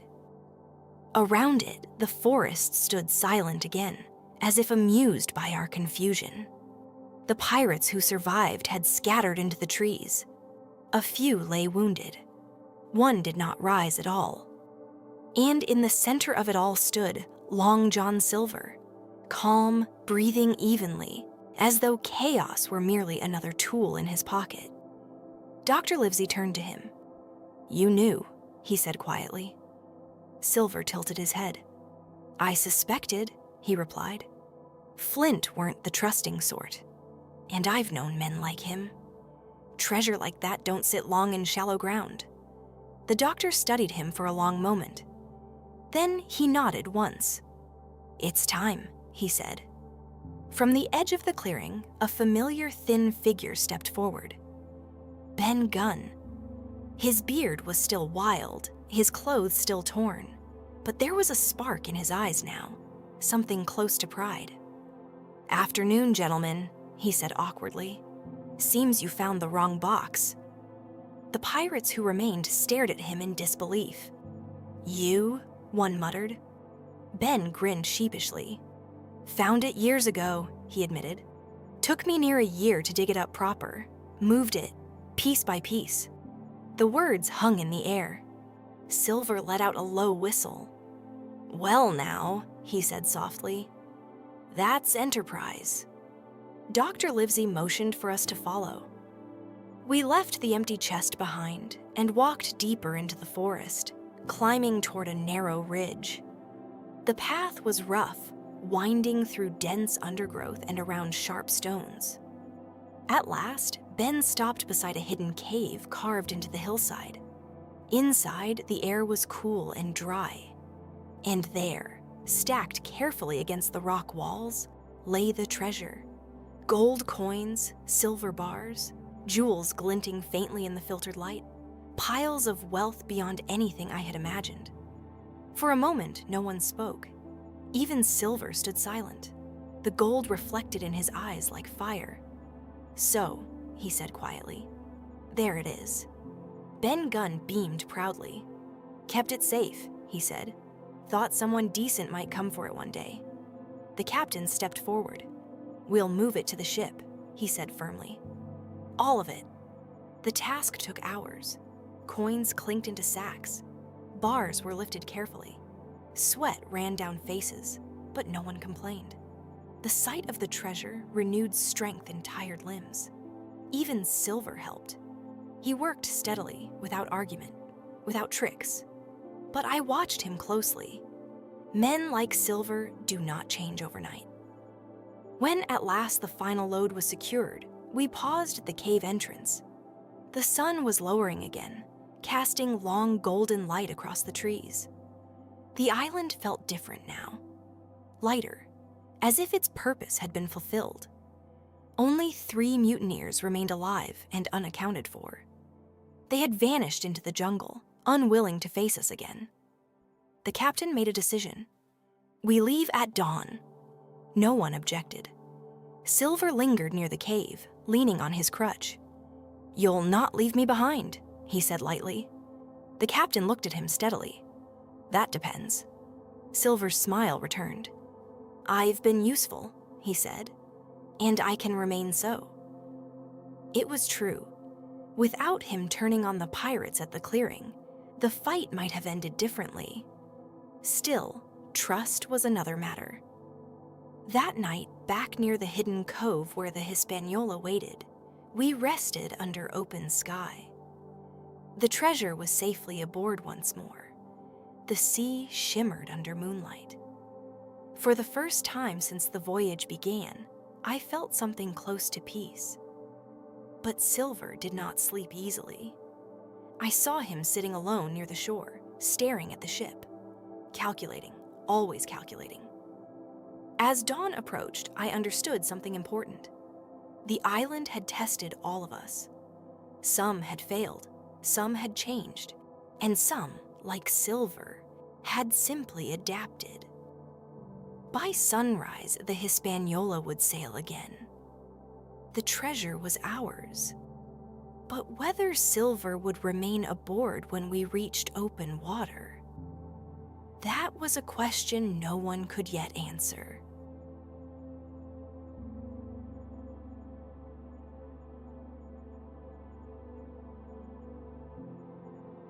The treasure was finally aboard, but one man was already planning his last move. Dawn came slowly over the quiet cove. The Hispaniola rested in shallow water, her hull steady, her sails still. Around her, the island lay calm for the first time since we had arrived. No gunfire, no shouting, no restless footsteps in the dark. Only the soft sound of waves against sand. The treasure had been loaded through the night. Sacks of coins, bars of silver, jewels wrapped carefully in cloth. Every piece carried from the cave to the ship with watchful eyes and tired arms. It felt unreal. After so much danger, so many close calls, the gold was finally ours. Yet no one relaxed completely. Not while Long John Silver remained aboard. He moved easily among us that morning, helping with ropes, checking supplies, offering small bits of advice in that calm, steady voice of his. He behaved like a man already part of the crew again. But trust does not return so quickly. The captain watched him constantly. Dr. Livesey spoke to him politely, but never turned his back for long. As for me, I stayed near the rail, watching the shoreline as the last of the morning mist lifted. The 3 remaining mutineers had been left on the island the night before. They had begged, shouted, promised anything for passage. But the captain had refused. There was only room on the Hispaniola for those who could be trusted, or those who could be watched. Silver belonged firmly in the second group. By mid-morning, the tide was right. "Raise anchor," the captain ordered. The sails unfurled. The wind caught them slowly, then fully. The ship turned, gliding away from the cove that had sheltered us. The island began to shrink behind us. For a long time, no one spoke. Each of us stood with our own thoughts. We had come seeking treasure. We had found it. But we had also found betrayal, fear, courage, and a man who had survived all of it through wit alone. Silver leaned on his crutch near the stern, gazing back at the island. "Strange place," he said quietly. "Hard to leave, harder to stay." No one answered. Days passed. The sea was calm, the wind favorable, the treasure locked safely below deck. The tension that had followed us for so long began to loosen, but never entirely. One night, as the ship sailed under a sky full of stars, I heard soft movement near the hold. I slipped quietly from my bunk and moved toward the sound. A shadow shifted near the hatch. Silver. He crouched beside a small chest, one he had carried quietly from the cave during loading.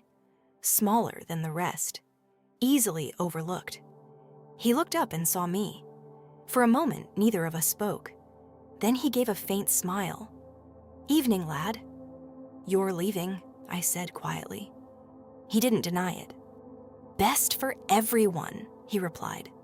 "I'm not made for honest company, and honest company's not made for me." The ship rocked gently under the stars. "You helped us?" I said. "Back in the clearing." He shrugged. "Helped myself," he corrected. "Same thing in the end." He closed the small chest and secured it carefully. "I'll take a boat at first light," he said. "Slip away quiet. No need for fuss." I hesitated. "You'll make it?" I asked. He smiled again, softer this time. "I always do." For a long moment, we stood there in silence. He wasn't a hero. He wasn't a villain. He was simply Long John Silver. By morning, he was gone. A small boat missing. A rope trailing over the side. No sign of struggle.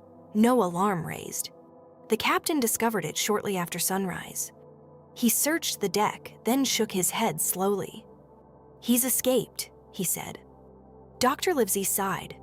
"Perhaps that's for the best," No one pursued.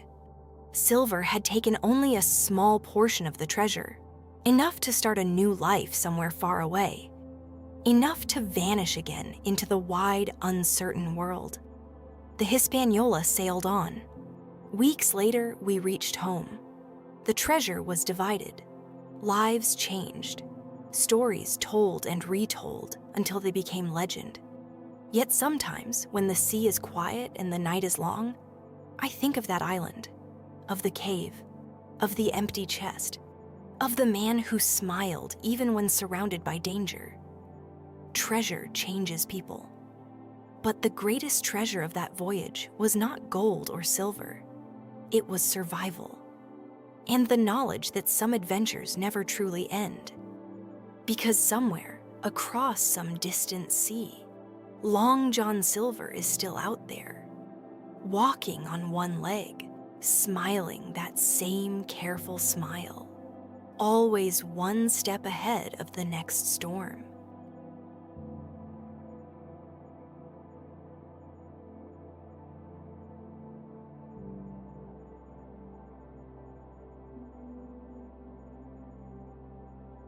The voyage was over, but the island followed them home.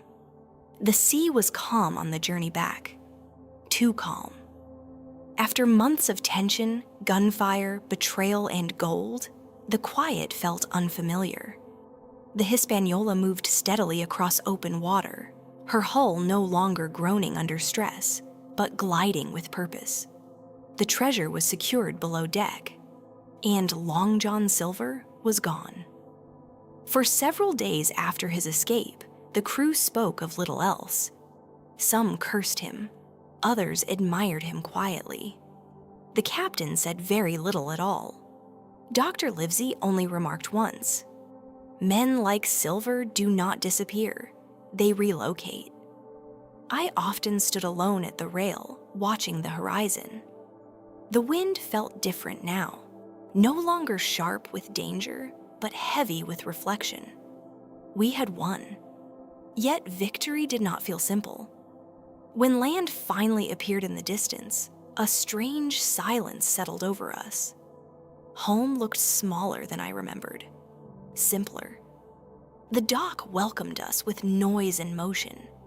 Traders shouted, workers hurried. Ordinary life continued as though treasure hunts and pirate sieges were things that happened only in stories. But we knew better. The treasure was transported quietly under guard. The gold weighed more than it had in the cave, heavier now with memory. Dividing it took days. Each man received his share. The squire spoke excitedly of investments and estates. The captain discussed repairs and future voyages. Ben Gunn, poor Ben Gunn, stared at his pile as if afraid it might vanish. He laughed once, then cried. Dr. Livesey arranged for him to be cared for properly. A quiet place, warm meals, a second chance at belonging. As for me, my share of the treasure sat in a small wooden chest at the foot of my bed. Gold coins, silver pieces, enough to live comfortably for many years. Yet some nights I would open the lid and simply stare at it. Not with greed, with disbelief. Because the treasure did not feel like the true prize. The true prize was something else. I had left the Admiral Benbow Inn a boy who dreamed of stories. I returned having lived one. Courage is not loud when it first appears. It feels like fear. It feels like doubt. It feels like wanting to run and choosing instead to stand. I learned that on the island. And I learned something else. Treasure changes men. Some grow greedy. Some grow wiser. Some, like Silver, simply grow more themselves. Months passed, life settled. Yet sometimes, when the wind carried the scent of salt from the coast, I would remember the clearing, the empty chest, the hidden cave. And I would wonder, did Silver reach another shore? Did he buy himself a new name, a new life? Or is he somewhere still, leaning on that crutch, telling stories in a dim tavern, smiling that careful smile? The world is wide. and men like him know how to disappear into it. One evening, long after our return, I walked alone along the shoreline near home. The sun dipped low, painting the water gold. For a moment, I imagined another ship on the horizon, another voyage, another map. But the thought did not stir the same hunger in me. Adventure is a powerful thing, but survival is wiser. The sea continued its endless rhythm, waves in, waves out, as though nothing had happened. Perhaps that is the sea's greatest lesson. It remembers everything and reveals nothing. I turned back toward the lights of home. The island was behind me now, the treasure secured, the story complete. Yet somewhere in the vast stretch of ocean between here and there, a one-legged pirate may still be walking a deck under moonlight. And if ever I hear the tap of a crutch on wooden boards again, I will know that some legends never truly end.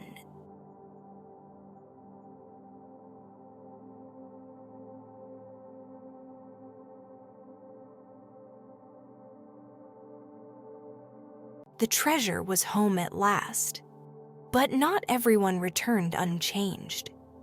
The voyage back to England felt shorter than the journey out. Perhaps because we no longer sailed toward danger, or perhaps because each of us carried something heavier than gold.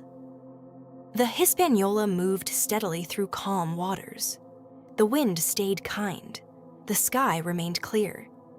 It was as if the sea, satisfied with its game, had decided to let us pass without one final storm. No one complained. We had seen enough storms already. The treasure lay secured in the hold below deck. Barrels of coins, bundles of silver, sacks of jewels, wealth enough to change the lives of every man aboard. Yet the presence of the gold did not bring celebration. It brought reflection. The squire spoke often of what he would do upon returning home. Estates repaired, land purchased, debts cleared. He seemed almost relieved that the adventure was over, as though excitement were something best enjoyed only once. Dr. Livesey remained as calm as ever. He checked on each of us daily, more out of habit than necessity. He spoke of returning to his patients, to quiet routines, to a life where danger came in smaller, more predictable forms. Ben Gunn kept mostly to himself. At first, he guarded his portion of the treasure like a starving man guards bread. But slowly, cautiously, he began to relax. He laughed more easily, slept more deeply. The island had left its mark on him, but so had rescue. As for me, I spent long hours on deck. The horizon no longer felt like a promise of adventure. It felt like a line between what had been and what would come next. I thought often about the island, about the empty chest, about the cave, about the man who had vanished into the morning with a small share of gold and a careful smile. Long John Silver. No one spoke of him openly, but he remained present in our thoughts. A ghost not of death, but of possibility. A reminder that survival sometimes belongs to those who refuse to fit into simple categories. Weeks passed. At last, the coast of England appeared through morning mist. The sight of land brought a quiet sense of closure. Not excitement, not relief. Something deeper. Something that felt like the end of a chapter. The Hispaniola docked without ceremony. There were no crowds waiting, no music, no grand return. Only the simple business of unloading cargo and stepping once more onto solid ground. The treasure was moved under careful guard. Accounts were settled, shares divided. Each man received what had been promised. Gold has a way of making reality feel distant. Yet once the coins were counted and stored, life resumed its ordinary rhythm with surprising speed. The squire returned to his estate, already speaking of improvements and repairs. Dr. Livesey returned to his practice, as calm and steady as if he had never left. Ben Gunn found lodging and, with guidance, began to build a life that did not revolve around survival alone. I returned home. The Admiral Benbow Inn looked smaller than I remembered. The cliffs seemed less imposing. The sea, though still vast, no longer felt mysterious in the same way. Adventure changes perspective. My share of the treasure sat in a wooden chest near my bed. Enough to live comfortably, enough to avoid the hardships that had shaped my earlier life. Yet sometimes, late at night, I would open that chest and look at the coins without touching them. They did not feel like the true reward. The true reward was something harder to measure. I had faced fear and continued forward. I had seen greed and learned caution. I had met a man who lived by wit alone and understood that the world is rarely divided into simple lines of good and evil. Weeks turned into months. Life settled, but not entirely.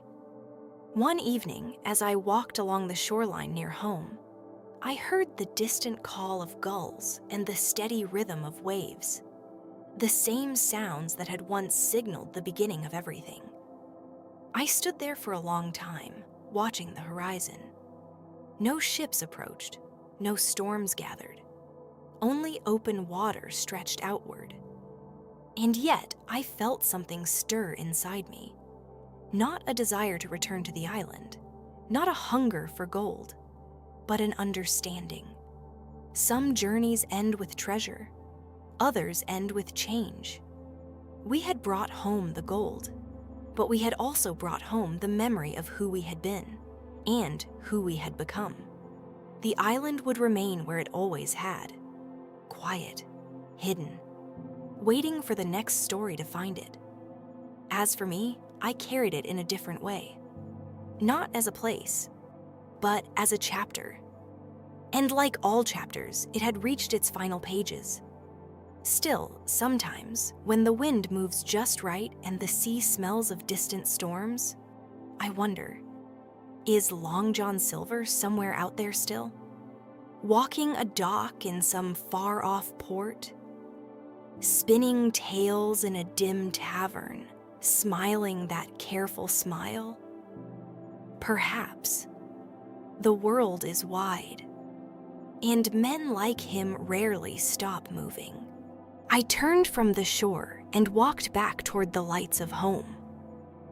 The adventure had ended, but its echoes would remain, quiet as the tide, steady as the horizon, and lasting far longer than gold. The treasure was divided, but what each of them carried home was far more than gold.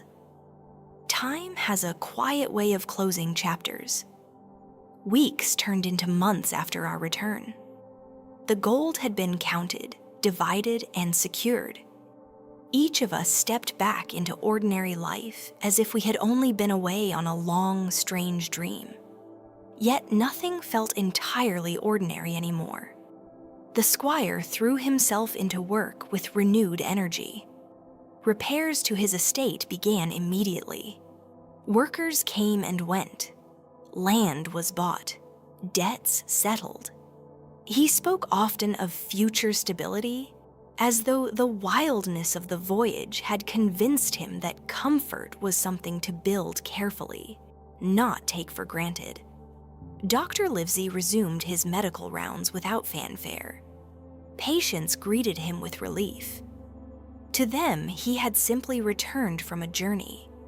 They saw only the calm, steady doctor. They did not see the man who had walked through jungle under fire, who had faced down mutiny and lived to speak of it only in private. Ben Gunn struggled the most. For years he had lived alone, surviving day to day, thinking only of food and safety. Now he possessed more wealth than he had ever imagined. At first, he spent carelessly, small comforts, new clothes, warm meals. Then, slowly, he settled. With guidance and patience, he began to find a rhythm in ordinary life. It did not come easily, but it came.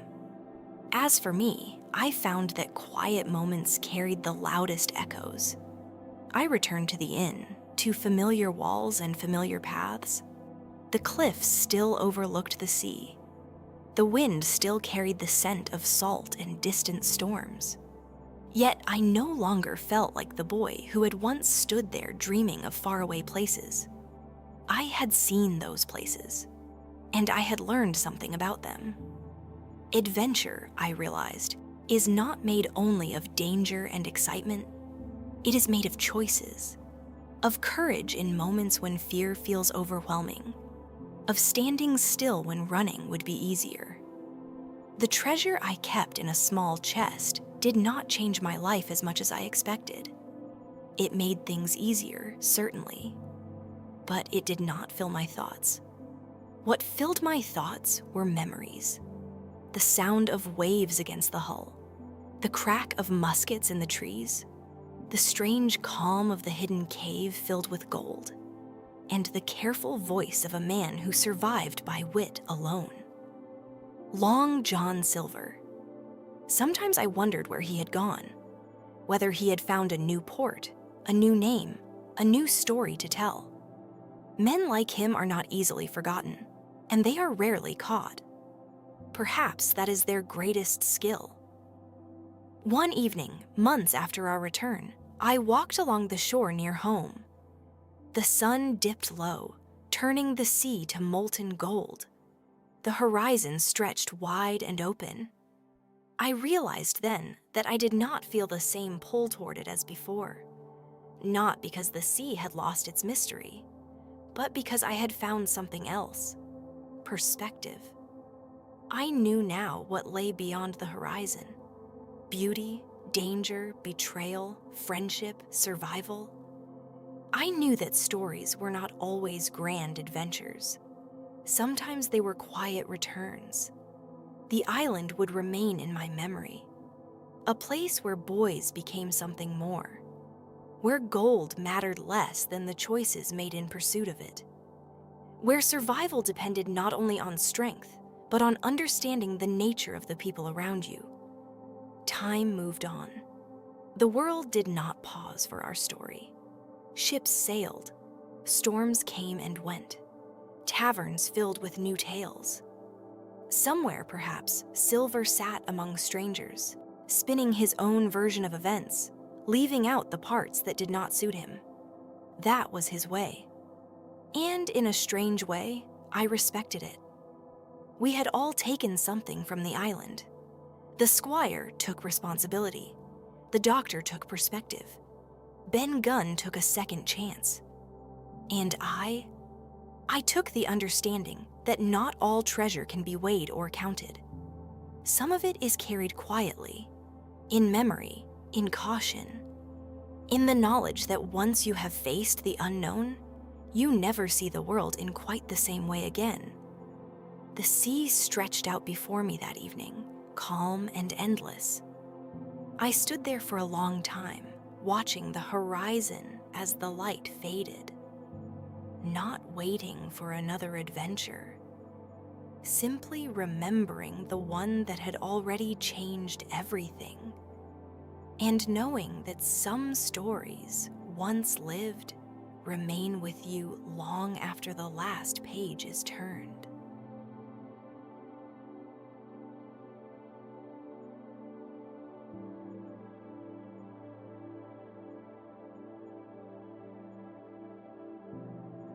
The island was far behind them, yet its story had only just begun to travel the world. Stories move faster than ships. Long before the last coin had settled into its final chest, whispers of our voyage began to spread. At first, only a few sailors in distant ports spoke of it. Rumors of an island, a hidden cave, a crew divided by greed and saved by chance. Then the whispers grew. In taverns near the docks, men spoke of buried gold and mutiny. They spoke of a ship that vanished and returned again. They spoke of a boy who had outwitted pirates and a one-legged captain who had vanished with a smile. Like all sea stories, the truth bent easily. Some said the treasure was 10 times greater than it truly was. Others claimed ghosts guarded the island. A few insisted that Flint himself still wandered the jungle, waiting for fools to return.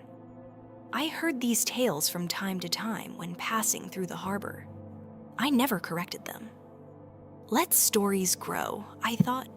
Let them drift like ships across distant waters. Truth, after all, is only one version of memory. Life settled into its new rhythm. The inn no longer felt small to me. It felt steady. The cliffs above the sea felt less like an edge and more like a boundary between past and present. Yet sometimes, when travelers stopped for the night, I would hear new versions of our story. A sailor from the north swore he had met a man in a far-off port. A man with one leg who spoke of treasure and betrayal with a careful grin. Another traveler claimed that a pirate captain matching Silver's description had purchased a small ship somewhere beyond the southern seas. None of these stories could be confirmed. All of them felt possible. I did not search for him. Men like Silver exist best in motion. Catch them and they become ordinary. Leave them free and they remain legend. One evening, as autumn settled and the air grew cooler, I stood again by the shore. The horizon stretched wide and empty. No sails, no storms. Only the steady rhythm of waves. For a moment, I imagined a distant ship crossing that line. A familiar figure leaning on a crutch, watching another coastline approach. Perhaps he had changed his name. Perhaps he had not. Perhaps he would gather a new crew one day. Or perhaps he would finally rest. The world is wide enough for both possibilities. The treasure we had brought home was slowly woven into ordinary life. It paid for repairs, for comfort, for futures that would have been difficult without it. Yet its presence did not define us. The voyage had already done that. I learned something in the months that followed. Treasure is not what keeps stories alive. Stories survive because they are told, because they travel from one voice to another, changing shape as they go, because somewhere, someone listens and imagines themselves in the place of those who lived them. Our story had already begun that journey. It would reach ports we would never see. It would grow in ways we could not predict. It would become larger than the island itself. And that, perhaps, was the final transformation. The treasure had been buried. The treasure had been found. The treasure had been divided. But the story would continue. I turned from the shoreline and walked back toward the warm lights of home. The sea remained behind me, endless and patient. Somewhere beyond that horizon, ships would sail tomorrow. Maps would be drawn. Dreams would begin. And perhaps in some distant tavern, a one-legged sailor would lift a glass and smile, knowing that as long as stories are told, he will never truly vanish.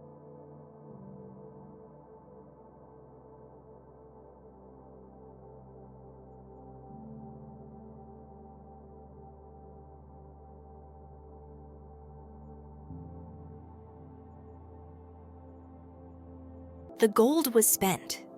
The ship had sailed home. But some journeys never truly end. Years passed.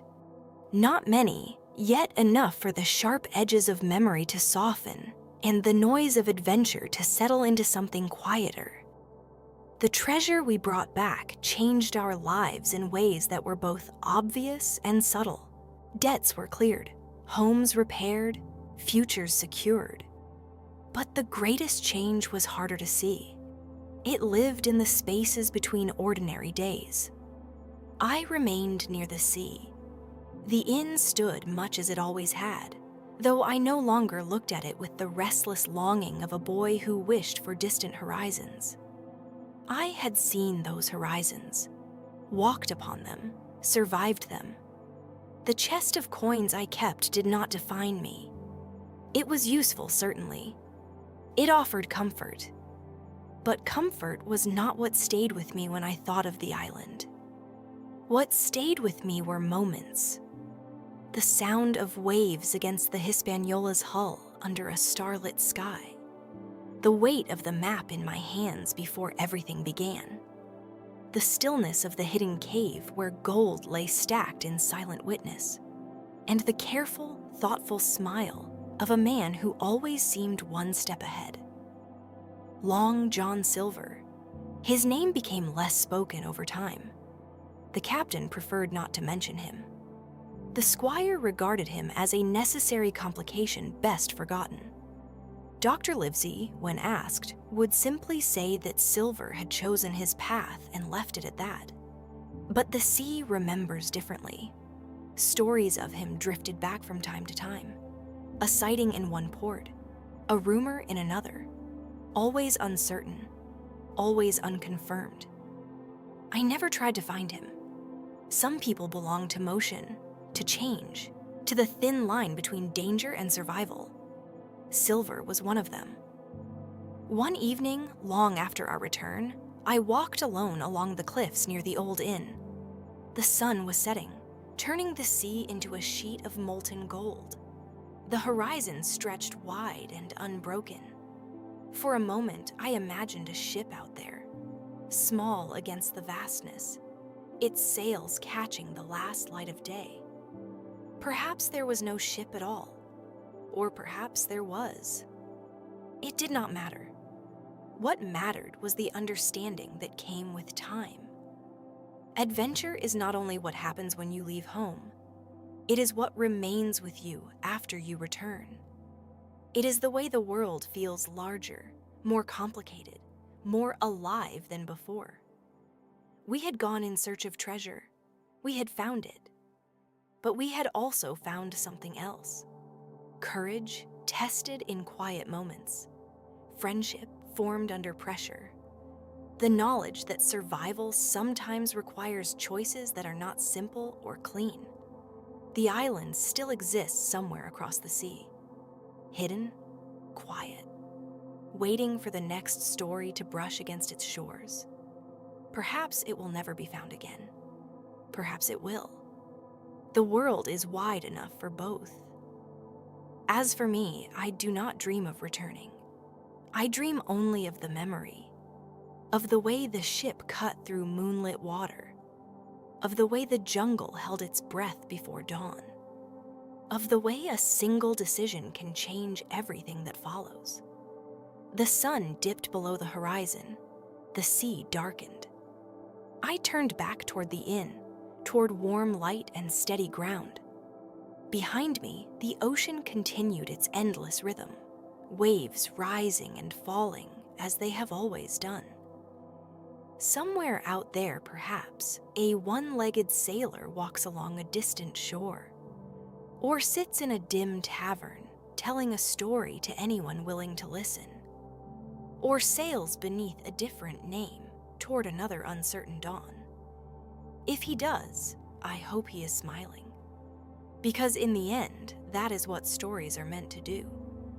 Not simply to tell us what happened, but to remind us that the world is vast and strange and full of journeys that begin long before we are ready and end long after we believe they have finished. The treasure has been spent. The ship has long since sailed.